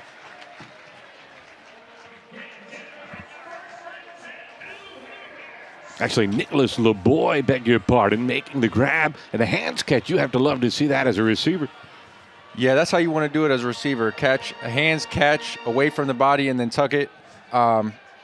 Nick LeBoy has been very impressive. He's actually a Cornell transfer. He's got a biology degree. That's not easy to do.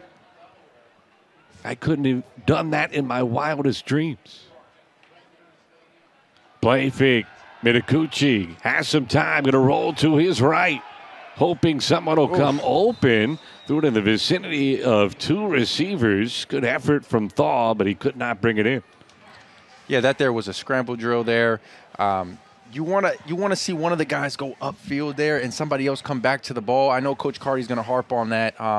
In those situations, the ball finds energy, right? So you got to find a way to get open. One of those guys got to go upfield. Somebody's got to come back down. Looks like they were both coming down the same area. I'm sure they'll get it right next time. The little things that are oh so important.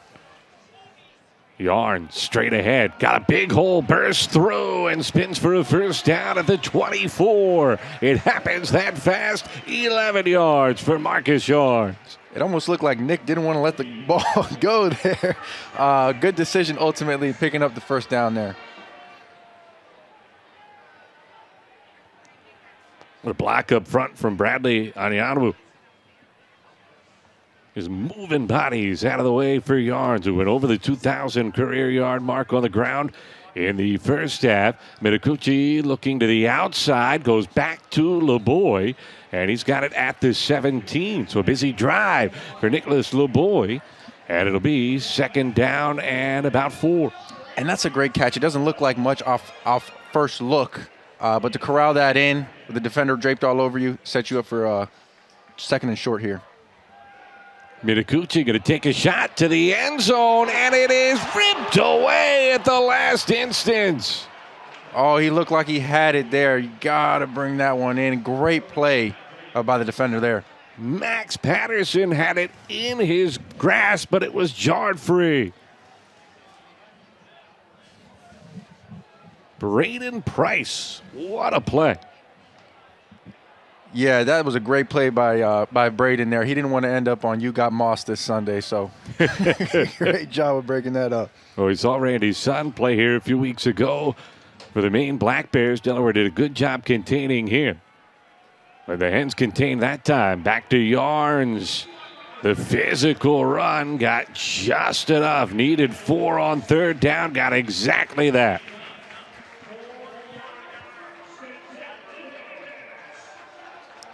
Great job of keeping his feet moving there and powering through for that first down. Got on that lunge after contact. That's hard to do when you take that kind of a blow. Thaw goes in motion, sweeping to the outside, having to cut back and getting dragged down. And trying to get their athletes out in space. Got to give Rhode Island an awful lot of credit. Doing a good job staying at home and making open field tackles. Well, Coach Carty loves to get so many different people the ball. I don't know how many different people have touched the ball today, but great job, great play call there. That was Brockwell who was able to make the stop. 6 different players have run the football today for Delaware, and they have had 7 different players catch a pass. Mitakuchi over the middle, airmails one as he was trying to run the post, going back to Patterson. Marcus Yarns continues to rack up his personal records. A career best 147 yards now on the ground, averaging just under 10 yards per carry. Yeah, we spoke about it at the top of the broadcast here. He was going to be an impact player, and he's showing out today. Another third down for Delaware. Had to settle for a field goal their last trip into the red zone. Minicucci gets it to Yarns on the outside, and a great tackle short of the first down. What a play from Harold Miles III. What are you thinking here, Matt? I think Ryan Carty, every bone in his body is saying go for it, and I think that's what he's going to do. I'm looking on the sideline for the field goal kicker. I don't see him. You got to go ahead and go for this. Was there ever any doubt? Well, his theory, if you don't get it, it's a long field. His defense is playing fantastic, just allowing the 7 points, and even that was on a short field. But fourth down here. Minicucci looking for the end zone, and Lutz.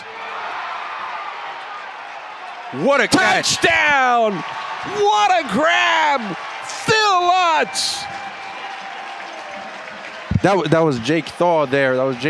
But what an incredible catch by him on that one-on-one play. They took a shot to their number 2 guy. Came down with the football. Great eyes by Fort Lutz. A brilliant grab on the full extension dive. The officials took a long time to make the decision, as it looked like he was trying to secure it. They're confirming with the replay crew. And remember, he's got to keep possession through the catch when he hits the ground. I know Coach Carty's hoping we can get this snap off here.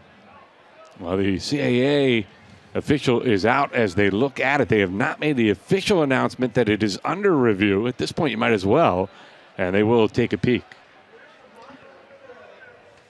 My apologies.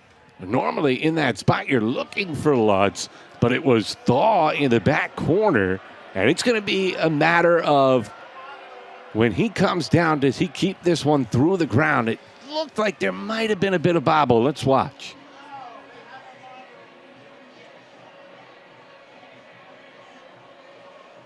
See right there. Now, does his hand come off? Is there any movement of the ball?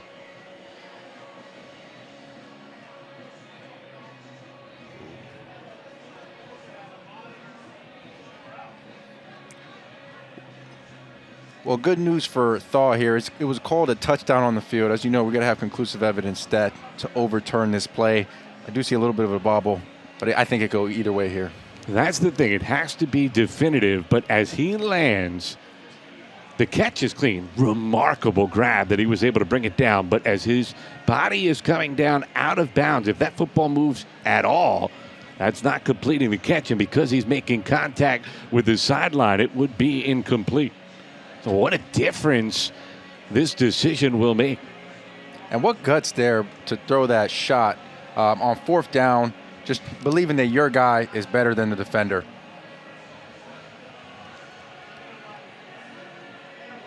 And almost more impressive there, he takes his eyes off the ball here halfway through the route. I don't know. I don't see that too often. He takes his eyes off the ball there, readjusts. Great attempt there. We'll see what the rest have to say. Preponderance of evidence, I don't think he secured the catch. Can you say with 1,000% certainty? Yeah, it looks like it's moving a little bit there. Yeah, I think that last little slide, there was just enough separation. But we'll wait and see. Delaware will hope. The shadows might be their best friend. That's the one thing that makes it really hard to see, especially against those black jerseys.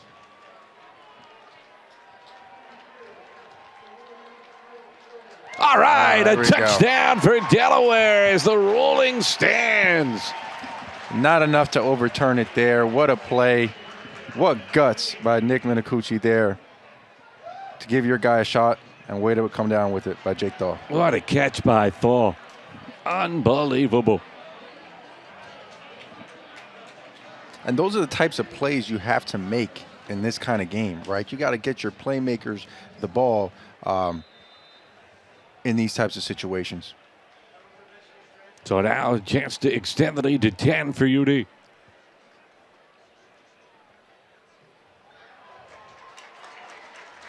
And well done by Nate Reed. So 10-point lead. And what a cool moment for Jake Thaw, a kid that we mentioned earlier. He comes over from Michigan. When he was with the Wolverines, he really had one role, special teams, and won a national championship, was such a big part of that. Jim Harbaugh calls him a true Michigan hero for the play he made in the Rose Bowl. But he wanted to be involved offensively. He wanted to be able to make plays as a receiver, had faith in himself, was looking for a home where he could get on the field offensively. And dealing with 3 different quarterbacks in his first year as one of the primary wide receivers certainly doesn't make life any easier for Jake Thaw. You got to give him a ton of credit because he has hit the ground running here with the Hens. That is his 4th touchdown catch of the season. He's up over 30 grabs now on the year. Just magnificent, his work. Yeah, you love to see that story of resilience, right? You're going to Michigan, knowing it's going to be so hard to crack the depth chart there, knowing you could do more than the role that you're in, where you're at, getting the opportunity to come down here and make plays like he just did for the University of Delaware. We're grateful to have him. Crazy thing is, he graduated from Michigan. He still has 2 more years of eligibility left after this one. Amazing how college sports work these days. As Delaware up by 10, the call going their way. A big one there. It's just not quite enough evidence to overturn the decision. And now Rhode Island needs a response in the worst way. A touchback. They will start at the 25.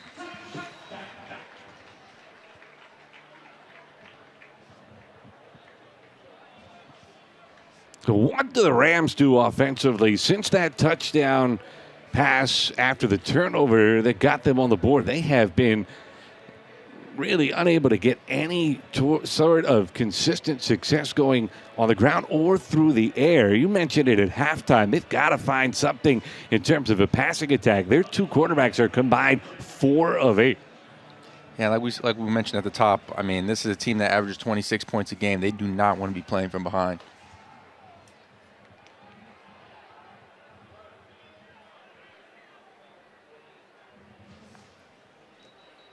And movement up front. And also too long on the clock. So pick your poison for the officials. I think they're going to go with delay as the operation just is off right now for Rhode Island. Yeah, they look a little bit flustered here. They got to regroup, get a couple good plays on the ground, maybe through the air, get in front of the sticks here, and get some momentum going. That last touchdown catch, what a shot from our Hens All Access crew. The layout from Thaw. Back to action. Deep shot here for Rhode Island, and a response. Buchanan, an over-the-shoulder grab as he goes inside the 40-yard line. And that one's good for a gain of 43. And, I mean, he was due. He was due to make a play here at some point. Coming off a 170-yard game, you know he was itching to make a play in this game. Redshirt sophomore from Providence, one of 21 Rhode Island natives on this Ram roster. Not a bigger playmaker than Buchanan. First down run, trying to bounce to the outside, sneaking through was Deion Silas, and able to get back near the line of scrimmage. Not quite get there, lost a yard. And those are the type of plays you need. That play by Buchanan there to kind of get you back in rhythm. Unfortunately here on that first down play, they got behind the sticks a little bit. Let's see what they can do here.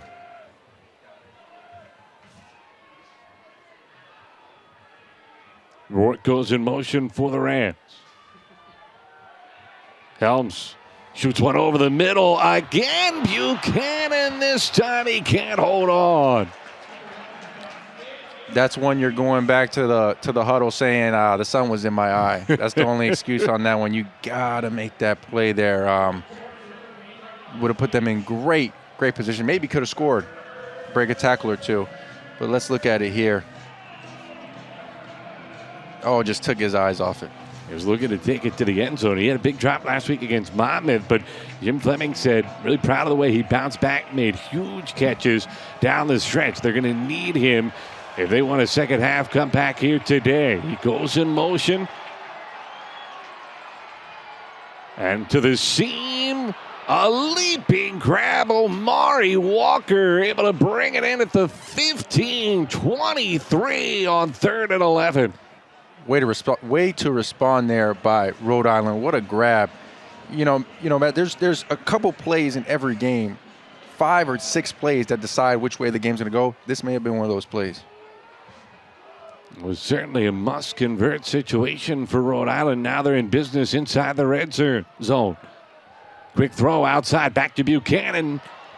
Able to break a tackle. Flag goes down, and he is out of bounds, but it's going to come back anyway. And Buchanan is down. Ooh, that might be a big loss for Rhode Island. We hope he's all right. What a swing here for the Rams. Instead of 1st and goal, a hold will back them up. More importantly, the athletic training staff over to check on Buchanan as we watch it again.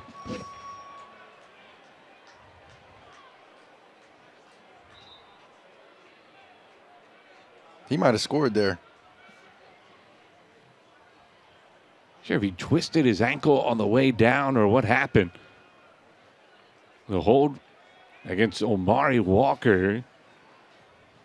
And Fleming, not a fan of the call, but right now, most concerned about Buchanan. Kid that wears jersey number 1. That's not one Fleming normally gives out. He reserves that to be hung in the football offices to signify the team. But on special occasions, he'll let a kid wear it. And he said Buchanan is a special occasion. He is the type of kid that embodies everything you want for your program, and it's good to see him up and on his feet in terms of the effort, the way he handles success, the way he goes about his business day in, day out in practice. And Marquise Buchanan able to go off under his own powers, so you'd imagine we'll see him back into the game relatively shortly. And the Rams, they don't want to wait too long. Backed up now, 1st down and 20. Yeah, it's good to see him walk off on his own power. This kid is a big physical wide receiver, 6'4", 175 pounds. And as you can see there, he can make a play in an instant. 2 backs. And now it's Harris that goes out in motion. Blitz from Delaware. Rhode Island picks it up. Helms, though, tucks, and down he goes. They get him back at the 30. James Yelbert.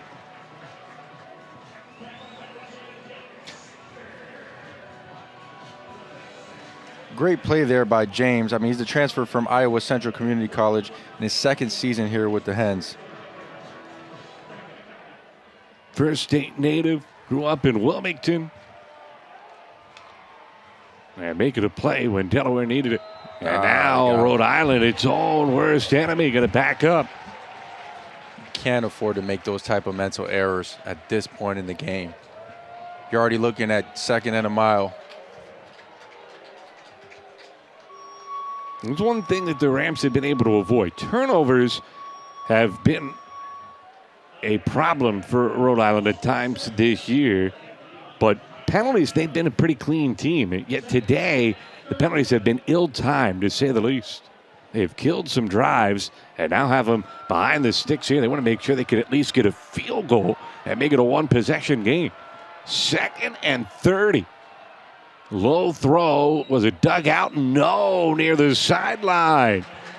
Greg Gaines, the 3rd, protesting, but he could not make the catch. You got an interesting decision here now. You got 3rd and forever here. Do we try and go get half of it, get in the field goal range? We'll see what Fleming and the Rams decide to do. Rhode Island tried to sell it. Their whole offense headed up the field where the ball was almost caught. And the official was taking his time moving it back, so I was wondering if maybe I had missed something. But it is going to be 3rd and 30. They've had some success here getting up the seam. I'd be curious to see if they go back to that here. Need to get it to right around the 20 to have a realistic chance for the field goal. They throw that way and incomplete. You had the idea over the middle, but Walker couldn't bring it in. Yeah, he felt that hit coming. That's one thing as a receiver. You could go in across the middle. You gotta have some you got to get ready for that hit, and I know he sensed that for sure here. You talk about alligator arms coming across the middle sometimes. Couldn't hold that one. Thomas Buxton lost his helmet on the play and was arguing with the official. I'm not sure if it was an illegal hands to the face situation or extracurricular after the fact. He was being pushed away from the officials by his teammates, but the conversation continues, and the number of zebras talking things over is growing. This is not what you want to see if you're Delaware when you're looking at a potential 4th and 30. Watch again. 65 is Buxton. He threw a good block initially as the pass dropped by Walker.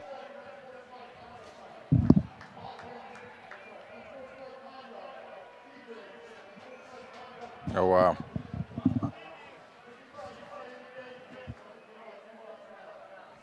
Oh, a huge decision. The offsetting penalties. Ryan Carty talking to his players about keeping their cool, but Jim Fleming right now more worried about the officials. He was hoping to get bailed out because now when it was 1st and 10 at the 15, it looked like the Rams had scored a potential touchdown. The holding penalty backs them up, and they end up having to punt. Yeah, that's just a momentum killer there. Throw back at his own 5. He will let that one go. Great work by Rhode Island special teams. You can't do it any better than that as Delaware pinned back at its own 1-yard line. Yeah, great execution there. We practiced that, right? And when I say we, I mean Rhode Island in this case. You practiced that, downing the ball at the 1, perfect execution. I know the punter's happy about that. Well, I'm sure you personally have practiced that play many a time during your football career. Yes, many times. The rules differ a little bit from college to the NFL, but ultimately, great job there. You got Delaware on their 1-inch line. That's a great point. You see his foot go into the end zone. If you watch on Sundays, you're wondering, well, why isn't that a touchback? It's where the ball is, not where the person is in college football. The officials, again, having a conversation. A debate society has broken out here in the third quarter.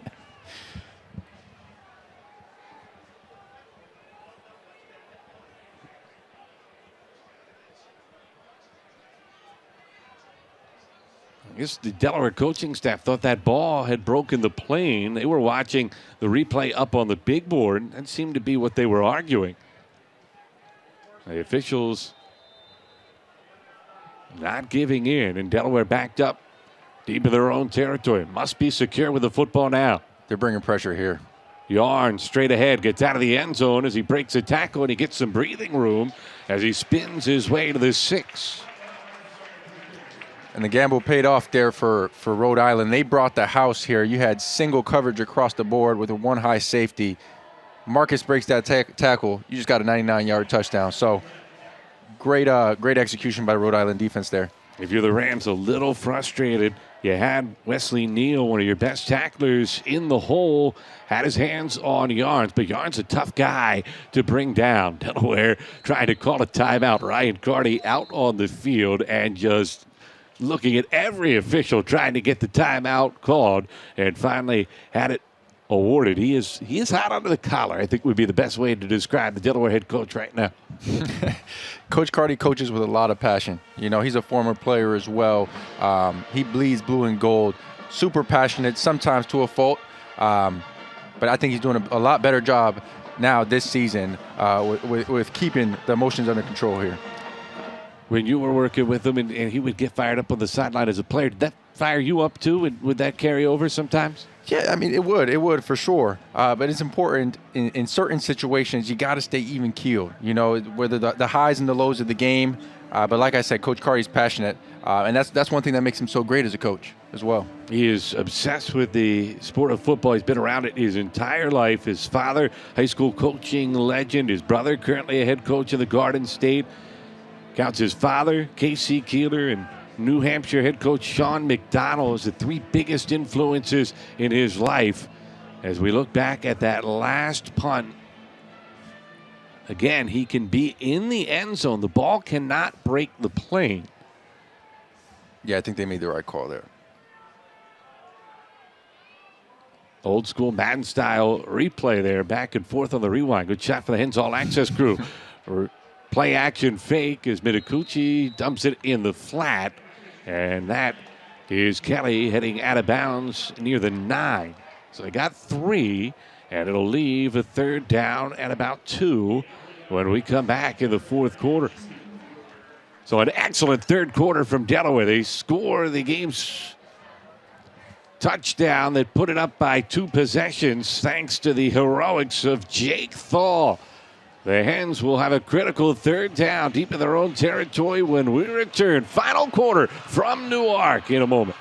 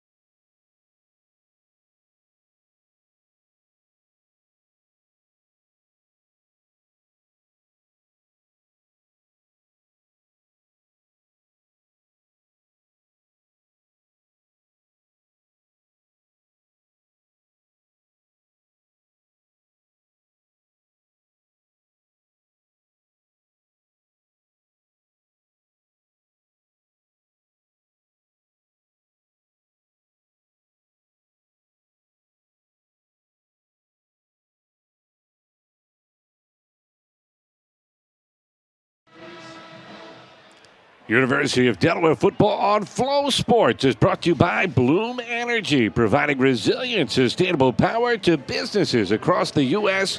and globally.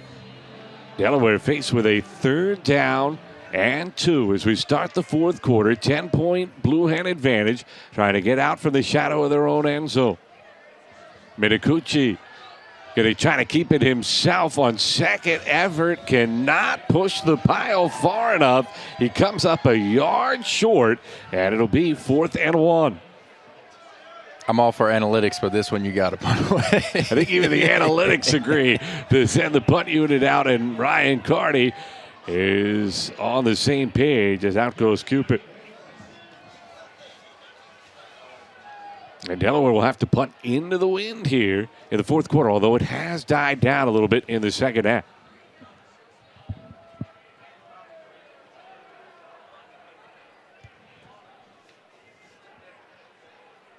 Oof. Just barely got it away. A line drive that'll take a Delaware bounce. Hens trying to avoid touching it. They do, and what a punt. Josh Cupid got it all the way to the 44, and that's good for 46 yards. And then Cupid was arguing with the officials as there was a little extracurricular there. Great roll there. They got a very friendly roll there, kicking into the wind. Lucky that the ball rolled down to where it did, 45. Now, it was 4th and 1. Was there contact on the punter?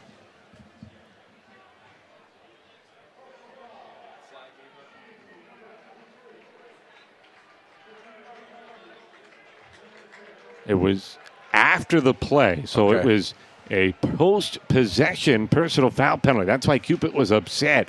Someone must have hit him after he kicked it and was heading down the field.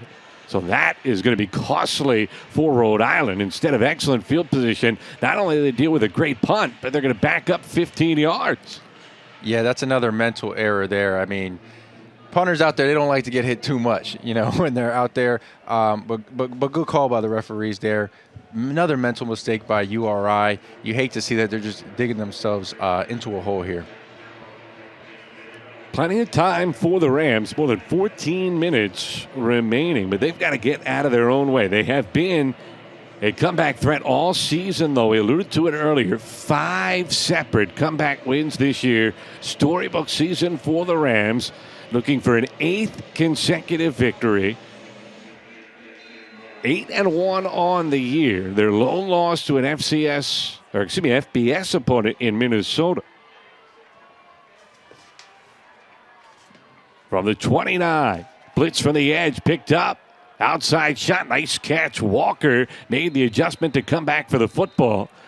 And he's got 11 and a first down. Great adjustment there. From a receiver's perspective, you and the quarterback have to be on the same page here to throw that back shoulder. From a DB, this is one of the hardest passes to cover because you don't know where the ball is going. You can't see it, and DB can. The receiver can. Rhode Island going fast, but keeping it on the ground. Delaware's defense ready for it. Ty Davis getting Malik Grant off his feet after a 4-yard pickup. Yeah, and as you mentioned, this is nothing new for Rhode Island. They're no strangers from playing from behind here and have, as you mentioned, 5 comeback victories here. We'll see if they can get it done. 2nd down and 6. Hunter Helms, the transfer from Clemson. Throws to the outside. Nice read and a big hit as that one's going to go for a loss. Grant got absolutely drilled as a Corey lied all over that one. And what a hit there. I mean, it almost looked like he jarred the ball loose there. Great hit. Way to come down and attack the football. No love for his fellow number 4. Lied laying the lumber, the transfer from Wisconsin. Have been fantastic in his 2 seasons at Delaware. Some confusion here for Rhode Island. And the Rams going to have to burn a timeout. A normally clean operation feels a little disjointed right now for URI. Yeah, and that's a good timeout there by Coach Fleming. This is a critical point in the game. 3rd down here. In minus territory, down 2 scores here. Great timeout here to get your guys back on track. You would love to preserve the timeouts, down 2 scores in the 4th quarter, but as you say, doesn't matter if you don't have the football. You can have all the timeouts you want. At some point, are going to have to string together some scoring drives, and they've got to convert this 3rd down. Yeah, I know he's not happy to call it, but like I said, I think in that situation, it made sense. You got to get the 1st down here to give yourself a chance in this game. Fleming, who is in his 11th season at Rhode Island, he applied for this job on 3 separate occasions before he finally landed it. Said he'd always wanted to be the head coach at URI, used to take family vacations to Chatham, Massachusetts, and every time he'd be driving home, he'd go past the road sign for URI and tell his wife, that's the job we got to get. And boy, has he done a fantastic job with the Rams. Needs this 3rd down conversion here. They pick up the blitz. Short throw. Buchanan cannot get free of KT Say. And it's 4th down. Great job attacking the football there by KT. Getting him short of the sticks. That was one of the most critical points of the game right there, I think, in my opinion. Zay has been physical today. 2nd big tackle we have seen him make. And on 4th and 4, Rhode Island will stick with the game plan as they'll punt it away. I'd have to imagine Delaware will be in a punt safe right now.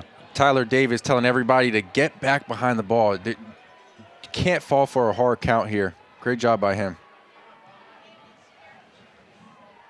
Fall makes the fair catch around the 16-yard line.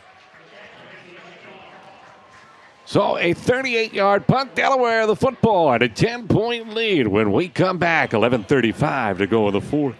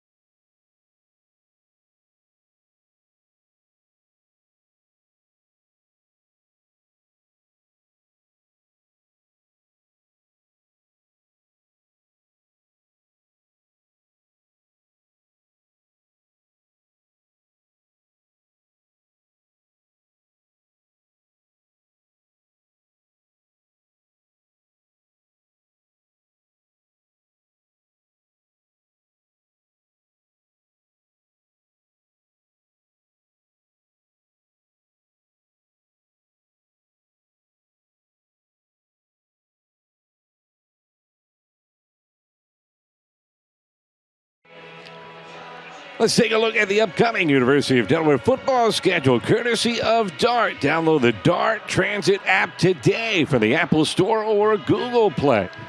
A series of lasts upcoming for Delaware. The last home game in the CAA next week against Campbell. Final Battle of the Blue on the schedule for now against Villanova. And then it's the transition to FBS, which they will play in Conference USA starting next season. Exciting times around this UD football program, but right now try to take care of business against the Rhode Island Rams, and they start with Marcus Yarn straight ahead for a short game. I mean, I know you got to take this one game at a time. They got to handle the Campbell here, but I know everybody's looking at that game at the end of the season. One last time to get to play Villanova before moving up to FBS. One last Battle of the Blue. It's going to be real exciting. It has been a tantalizing rivalry of late for Delaware. Seemingly everything that could go wrong has gone wrong the last decade or so. Hence, want to go out a winner. Right now, though, they've got some business still to take care of as chased down in the backfield. Great pursuit by the DN Carson Primrose, getting yards for a loss back at the 15. And you see the tempo here change significantly. Delaware here is going into their 4-minute offense, trying to use as much clock as they can here to finish out this game. By the way, Yarns at 150 yards rushing now. First time that a Delaware back has gone to the 150 mark since Dejan Lee against Rhode Island in the COVID spring season. Minicucci to throw under pressure. He won't get it off. Gabe Solomons continues his whale of an afternoon as he just engulfed Minicucci. Got to be careful here if you're Delaware. We need a clean operation here. Get the ball off. Snap and kick here. You're in dangerous territory here as a punter. Cupid was able to execute last time. Did a magnificent job from his own 9-yard line. Got it all the way onto Rhode Island's side of the field, and then a 15-yard penalty on top of that. 46 last time into the win, used the bounce. This time a spiral. Oh, great kick. What a punt.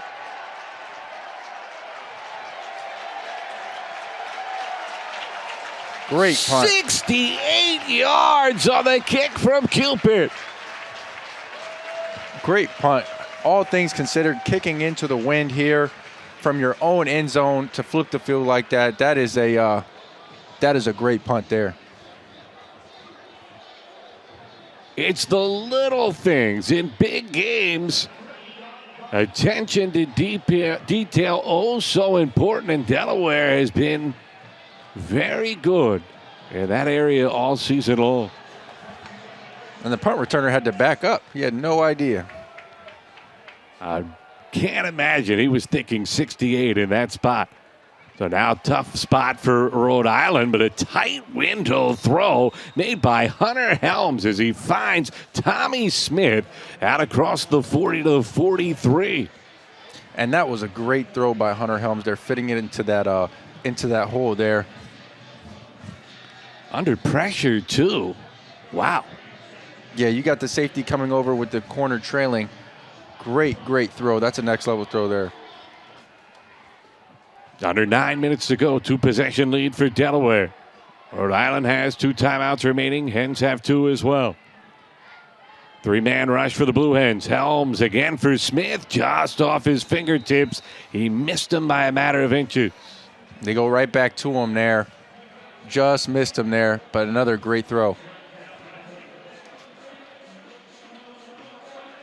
We talked about the pedigree of Helms, a kid that started his career at Clemson. He had multiple D1 scholarship offers, South Florida and Troy, along with Holy Cross from FCS, all offering him full rides. He wanted to be a walk-on at Clemson, bet on himself, and became the first third-string walk-on quarterback to throw a touchdown at Clemson in over a half-century. Here he dumps it in the flat to Grant, who makes one miss, gets a first down, and all the way to the Delaware 40. A weaving run after the catch from Malik Grant. And there he is, number 4, Malik Grant there. As I mentioned at the top of the broadcast, he's a killer in open space, man. Great play by him, barely getting that ball off with the pressure in his face. Great operation there by Rhode Island. And on a day where he has had tough going on the ground, just 49 yards rushing, trying to make something happen in any way that he can.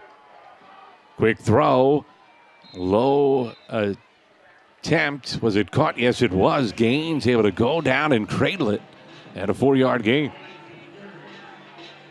And they're moving now. The tempo started to pick up for Rhode Island. They were up tempo last drive. Now they're at lightning tempo. And another quick throw, another catch over the middle. Back to Gaines. He's a yard shy of the first down. And at this point in the game, this is where those 3 points come back to haunt you.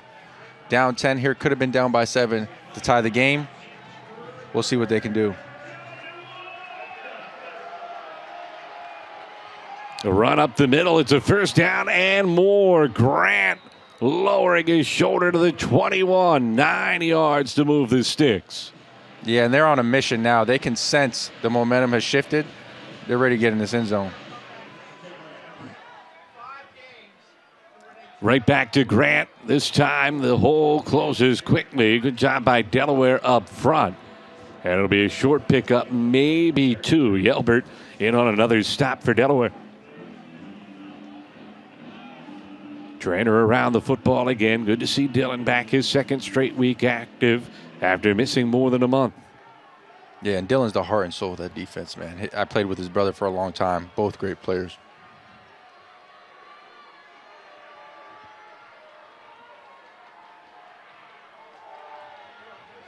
Helms showing patience, throwing for the end zone, knocked away.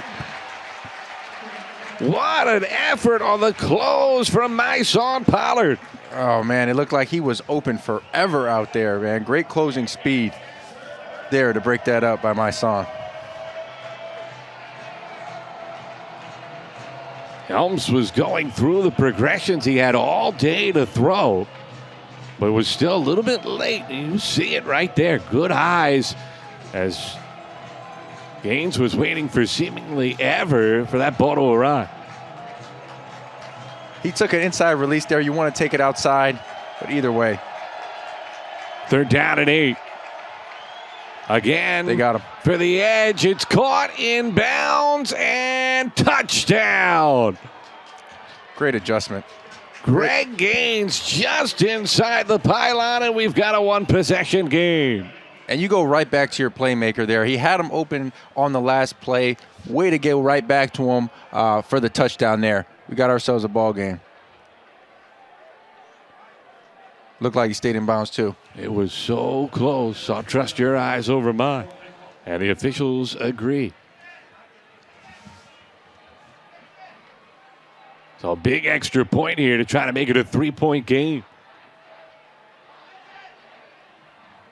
A line drive, but it's through, and don't look now, but the Rally Rams at it again. 5 comeback victories this season, and they trim Delaware's advantage to just 3.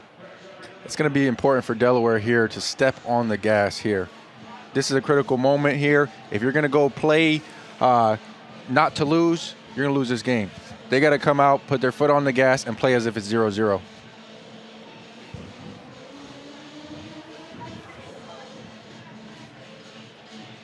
Again, we get another look at that catch by Gaines. Great adjustment and the ability to stay in bounds and reach that ball. You know, coach says, any coach around the country says, you don't want to reach that ball over, but he did a great job right there, getting in, securing the catch, and getting in the end zone. Seems to have a knack for coming through in big spots. Had 4 catches in the comeback win over Hampton. They went for 43 yards. 3 of the grabs resulted in second half first downs, the 4th in a touchdown, in a win that Jim Fleming said might have been the turning point of this season for Rhode Island, as they came out lethargic. Nothing was going right in the first half. Stormed back in the second half, got it to overtime, and then were able to outlast the Pirates. Hoping for a similar script here today, but Delaware's offense going to get it back. Up by 3 with 6:23 remaining. Rhode Island has some life now. You can see it on the sidelines. They're jumping up and down. They're ready to go. And that one.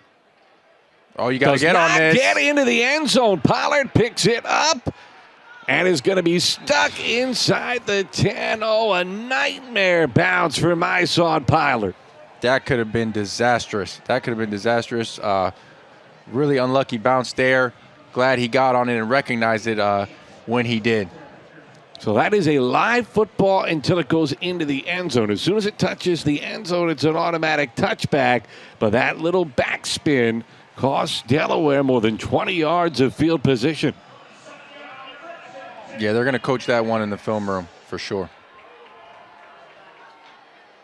So now the young quarterback, Minakuchi, backed up again inside his own 10. Quick throw goes to the outside. Bermudez going backwards, and he's able to stay out of the end zone, but all the way back to the 1, a loss of 6.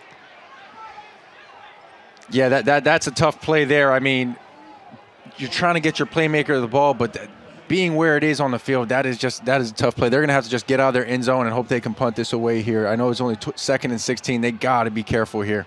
This could swing the game here. What a dangerous spin that last move from Bermudez was. He thought he was eluding the defender, but there were 2 more coming. It's Minakuchi keeping to the outside. And he fumbled it, but got back on top of it at the 5-yard line. As all of a sudden the Hens are living dangerously. Yeah, and I know Phil Lutz is going to wish he had that block back at the top of the screen there. I don't know if we get a replay look at it. He makes that block. Nick might still be running. Instead, fortunate to just maintain possession. 3rd and 12. 5 minutes left to go in the 4th quarter here at the Tub in Newark. Hens were up by 10. That lead has been trimmed to 3. Blitz from Rhode Island. It's picked up. Minakuchi over the middle. Has Bermudez. He's near the first down, and he is going to have enough. Great Huge play. Great play by JoJo Bermudez there. Right on cue. Making a play when you need him. Nick Minakuchi finding him deep in his own end zone. And Delaware going quickly. Not going to let the replay officials take another look. And they'll get 4 off the right side. Wise execution from Delaware as Yarns continues to work up to 154 yards now on the ground. And Marcus took a good little pop there at the end of that play. Way to get back up. Great form tackle there by Rhode Island. You were talking about a play of the day earlier. I don't think you're going to find one bigger than that, especially if Delaware can keep executing. Just a couple first downs away now. Minakuchi over the middle, wide open. And that's Lutz stiff-arming a defender, and out near midfield, he gets 25. And there he is. There he is, Matt. Phil Lutz again making a huge play when his number's called. And he almost broke out of it, too. He's great after the catch. You see he stops on a dime, tries to stiff arm the guy, carries him for another 5 yards. Great job by Phil there. Confident without being cocky, the way his head coach Ryan Carty describes him. And you can understand where their confidence comes from. Started at Tufts, transitioned to Delaware last year, and did not have a ton of catches, but they were all big. And now this year he has been the go-to guy. Yarns into Rhode Island territory. 4 more yards as the Hens bleed the clock under 3 minutes to go. And Matt, you said it, for a wide receiver, confidence is the biggest trait you can have. While I was at Delaware here, we had Ike Hilliard, who's currently the Atlanta Falcons wide receiver coach, and he asked us, what do you guys think is the #1 trait for a wide receiver? We all said, hands, feet, eyes. He said, no, scratch all that. You don't have anything unless you have confidence. Phil Lutz has a lot of confidence. That's a guy that would know. He mentioned NFL receivers coach, played in the league, and also a great former Florida Gator. Wide out in the fun and gun with Steve Spurrier. Here's a straight ahead run for Delaware, breaking a tackle, breaking away. Marcus Yarns has got a first down inside the 35. Every time he touches the ball, Matt, he can go to the house. Again, another shoestring tackle away. He's feasting today. And that should take us to the 2-minute timeout here. Delaware going to try to get a free 5 yards, see if they can draw Rhode Island off. There was movement.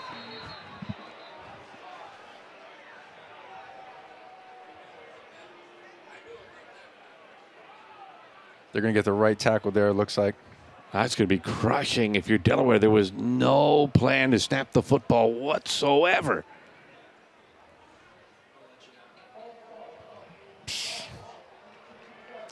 That's a scenario, whether you call it snow cone or snow globe or some type of freeze situation, there's no play being run. So from the offensive line perspective, I know that's one they're going to be shaking their head about. There's no play in the playbook. So Blaze Sparks cost Delaware 5 yards.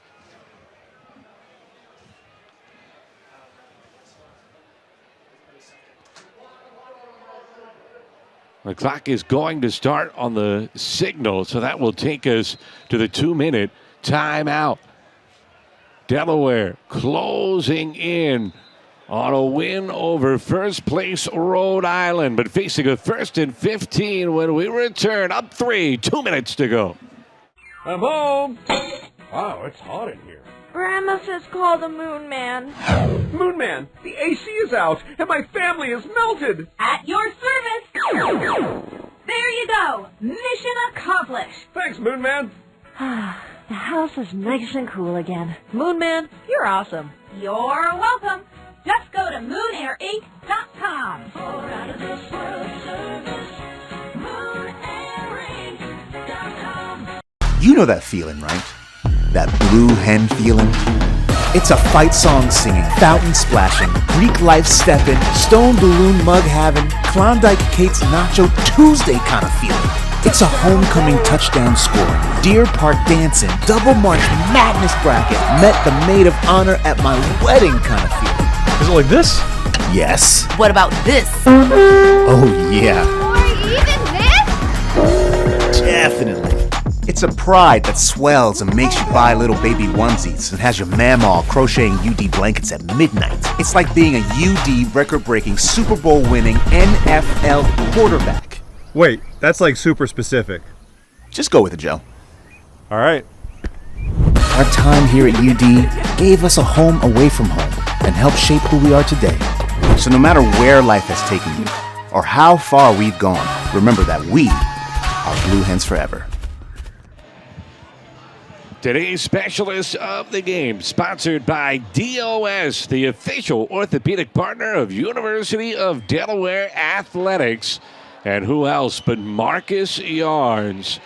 A career-high rushing performance, 173 yards. He goes over 2,000 yards rushing for his career in the first half. He got Delaware sparked with a mesmerizing touchdown down the sideline. He's just done everything this afternoon. Yeah, was there ever any doubt who would be the specialist of this game? He's had the best single game rushing game since Dejan Lee here, who was my roommate, so that's pretty cool for me. Give him a little shout out. Lee was fantastic for Delaware. Back to Yarns here. And remember that penalty before the 2-minute timeout might prove crucial because Yarns goes for a yard. Timeout for Rhode Island or no. They're going to let the clock go. They have 2 remaining as we are under 100 seconds remaining. Interesting. Again, it was the same situation that we had before the half. It's interesting here why they're electing to let the clock run out.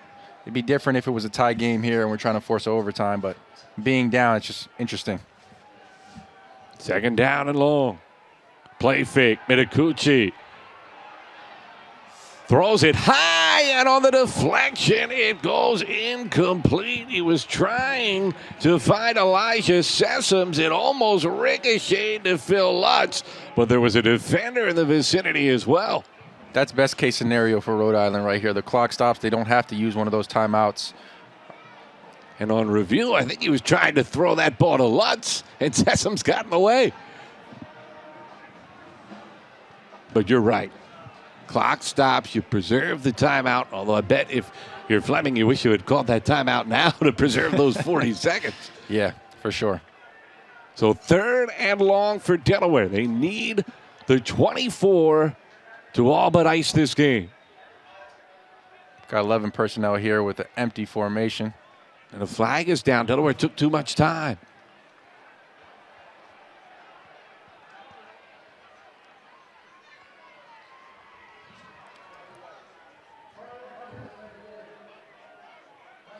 Delaware was able to get the timeout before the penalty, so the flag flew, but Ryan Carty alertly calls it from the sideline. So let's reset here. 1:13 to go.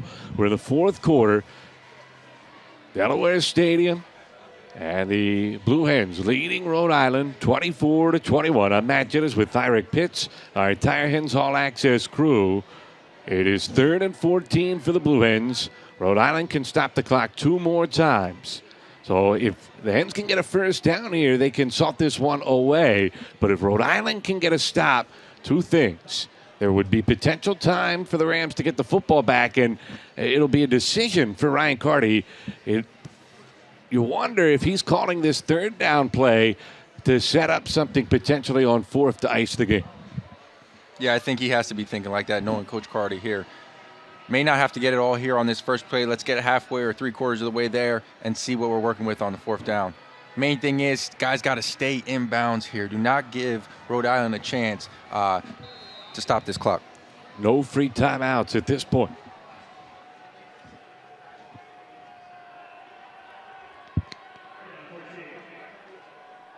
Here we go out of the called timeout. 3rd and 14 for Delaware.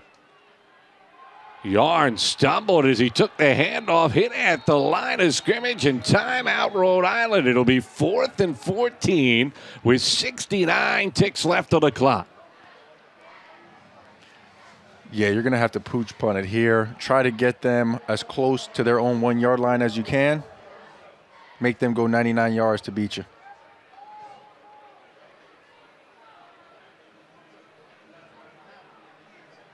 Trying to surprise Rhode Island there. See if they could sneak Yarns for 6 or 7. Give yourself a chance on 4th down. The good thing about that play, it forces Rhode Island to take a timeout. The bad news is the Rams still have 1 remaining, 1:09 on the clock. Cupid, who has had a magnificent second half. He has worked some magic with that foot on his punts, trying to pin the Rams deep. They're going to need him one more time here, Matt.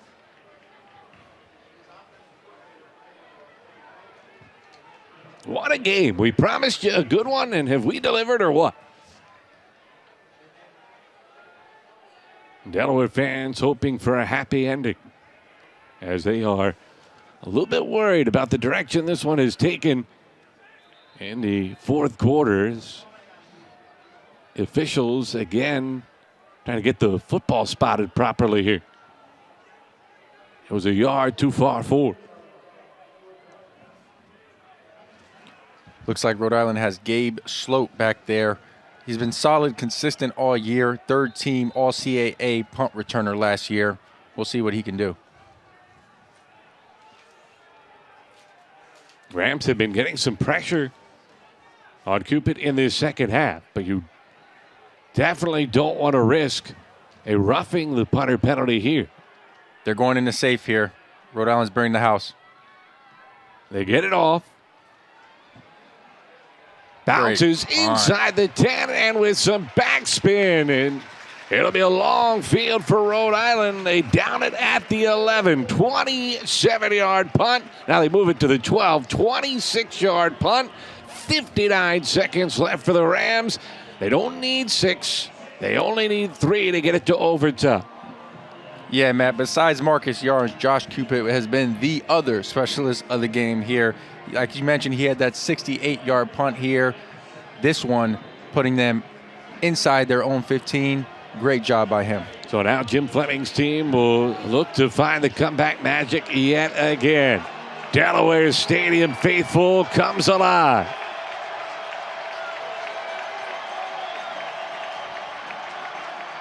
Helms in the flat. That's caught and out of bounds. Omari Walker out to the 17, a 5-yard pickup.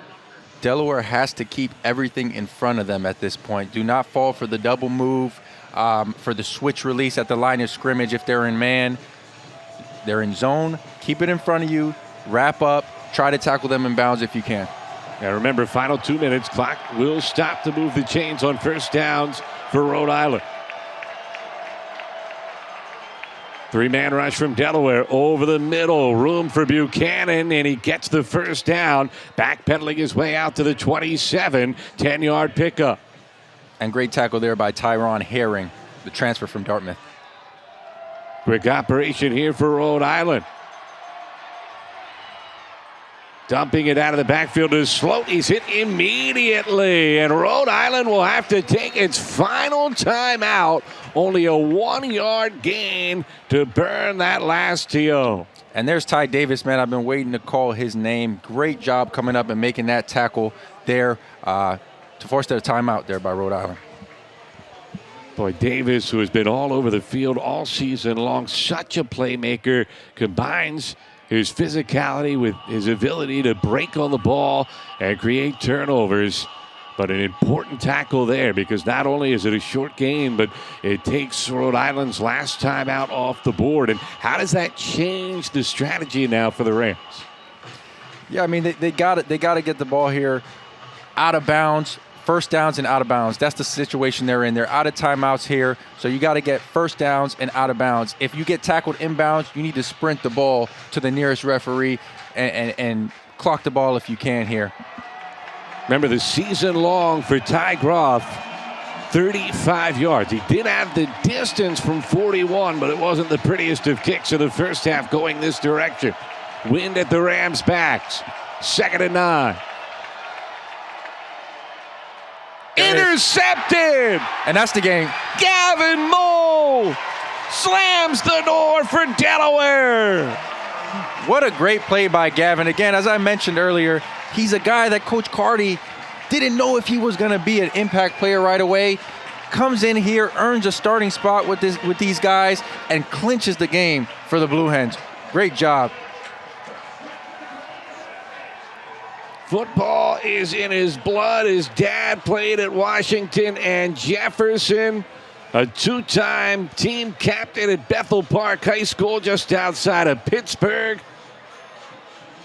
Ended the day leading the team in tackles, and here his 2nd interception of the season and the biggest play of his career. And Minakuchi takes a knee, and the clock will tick away as Delaware can celebrate. And look at Gavin getting mobbed on the sideline, man. That is always so fun to watch. Great job closing out this game by the Delaware Blue Hens.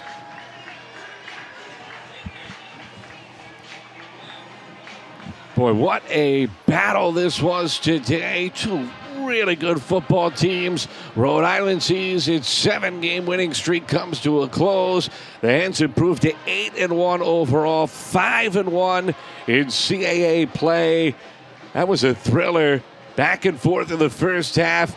And then Rhode Island, the comeback magic finally runs out thanks to Gavin Mole. Thyrick, final thoughts on this performance today from UD?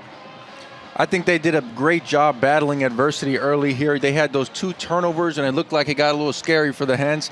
To be able to close it out, put their foot on the gas, as I mentioned, and finish this game out is very impressive. And they're undefeated in the black uniforms. You were talking about that coming into the game. You like the magic of the all-black look for Delaware, and the Hens certainly get to celebrate in the jerseys today as they beat Rhode Island 24-21. Marcus Yarns, 174 yards of the ground. Gavin Mole, the game-saving interception. And Delaware is 8-1. For Thyrick Pitts and our entire Hens All Access crew, I'm Matt Janis. Thanks so much for being with us. Delaware, a winner today.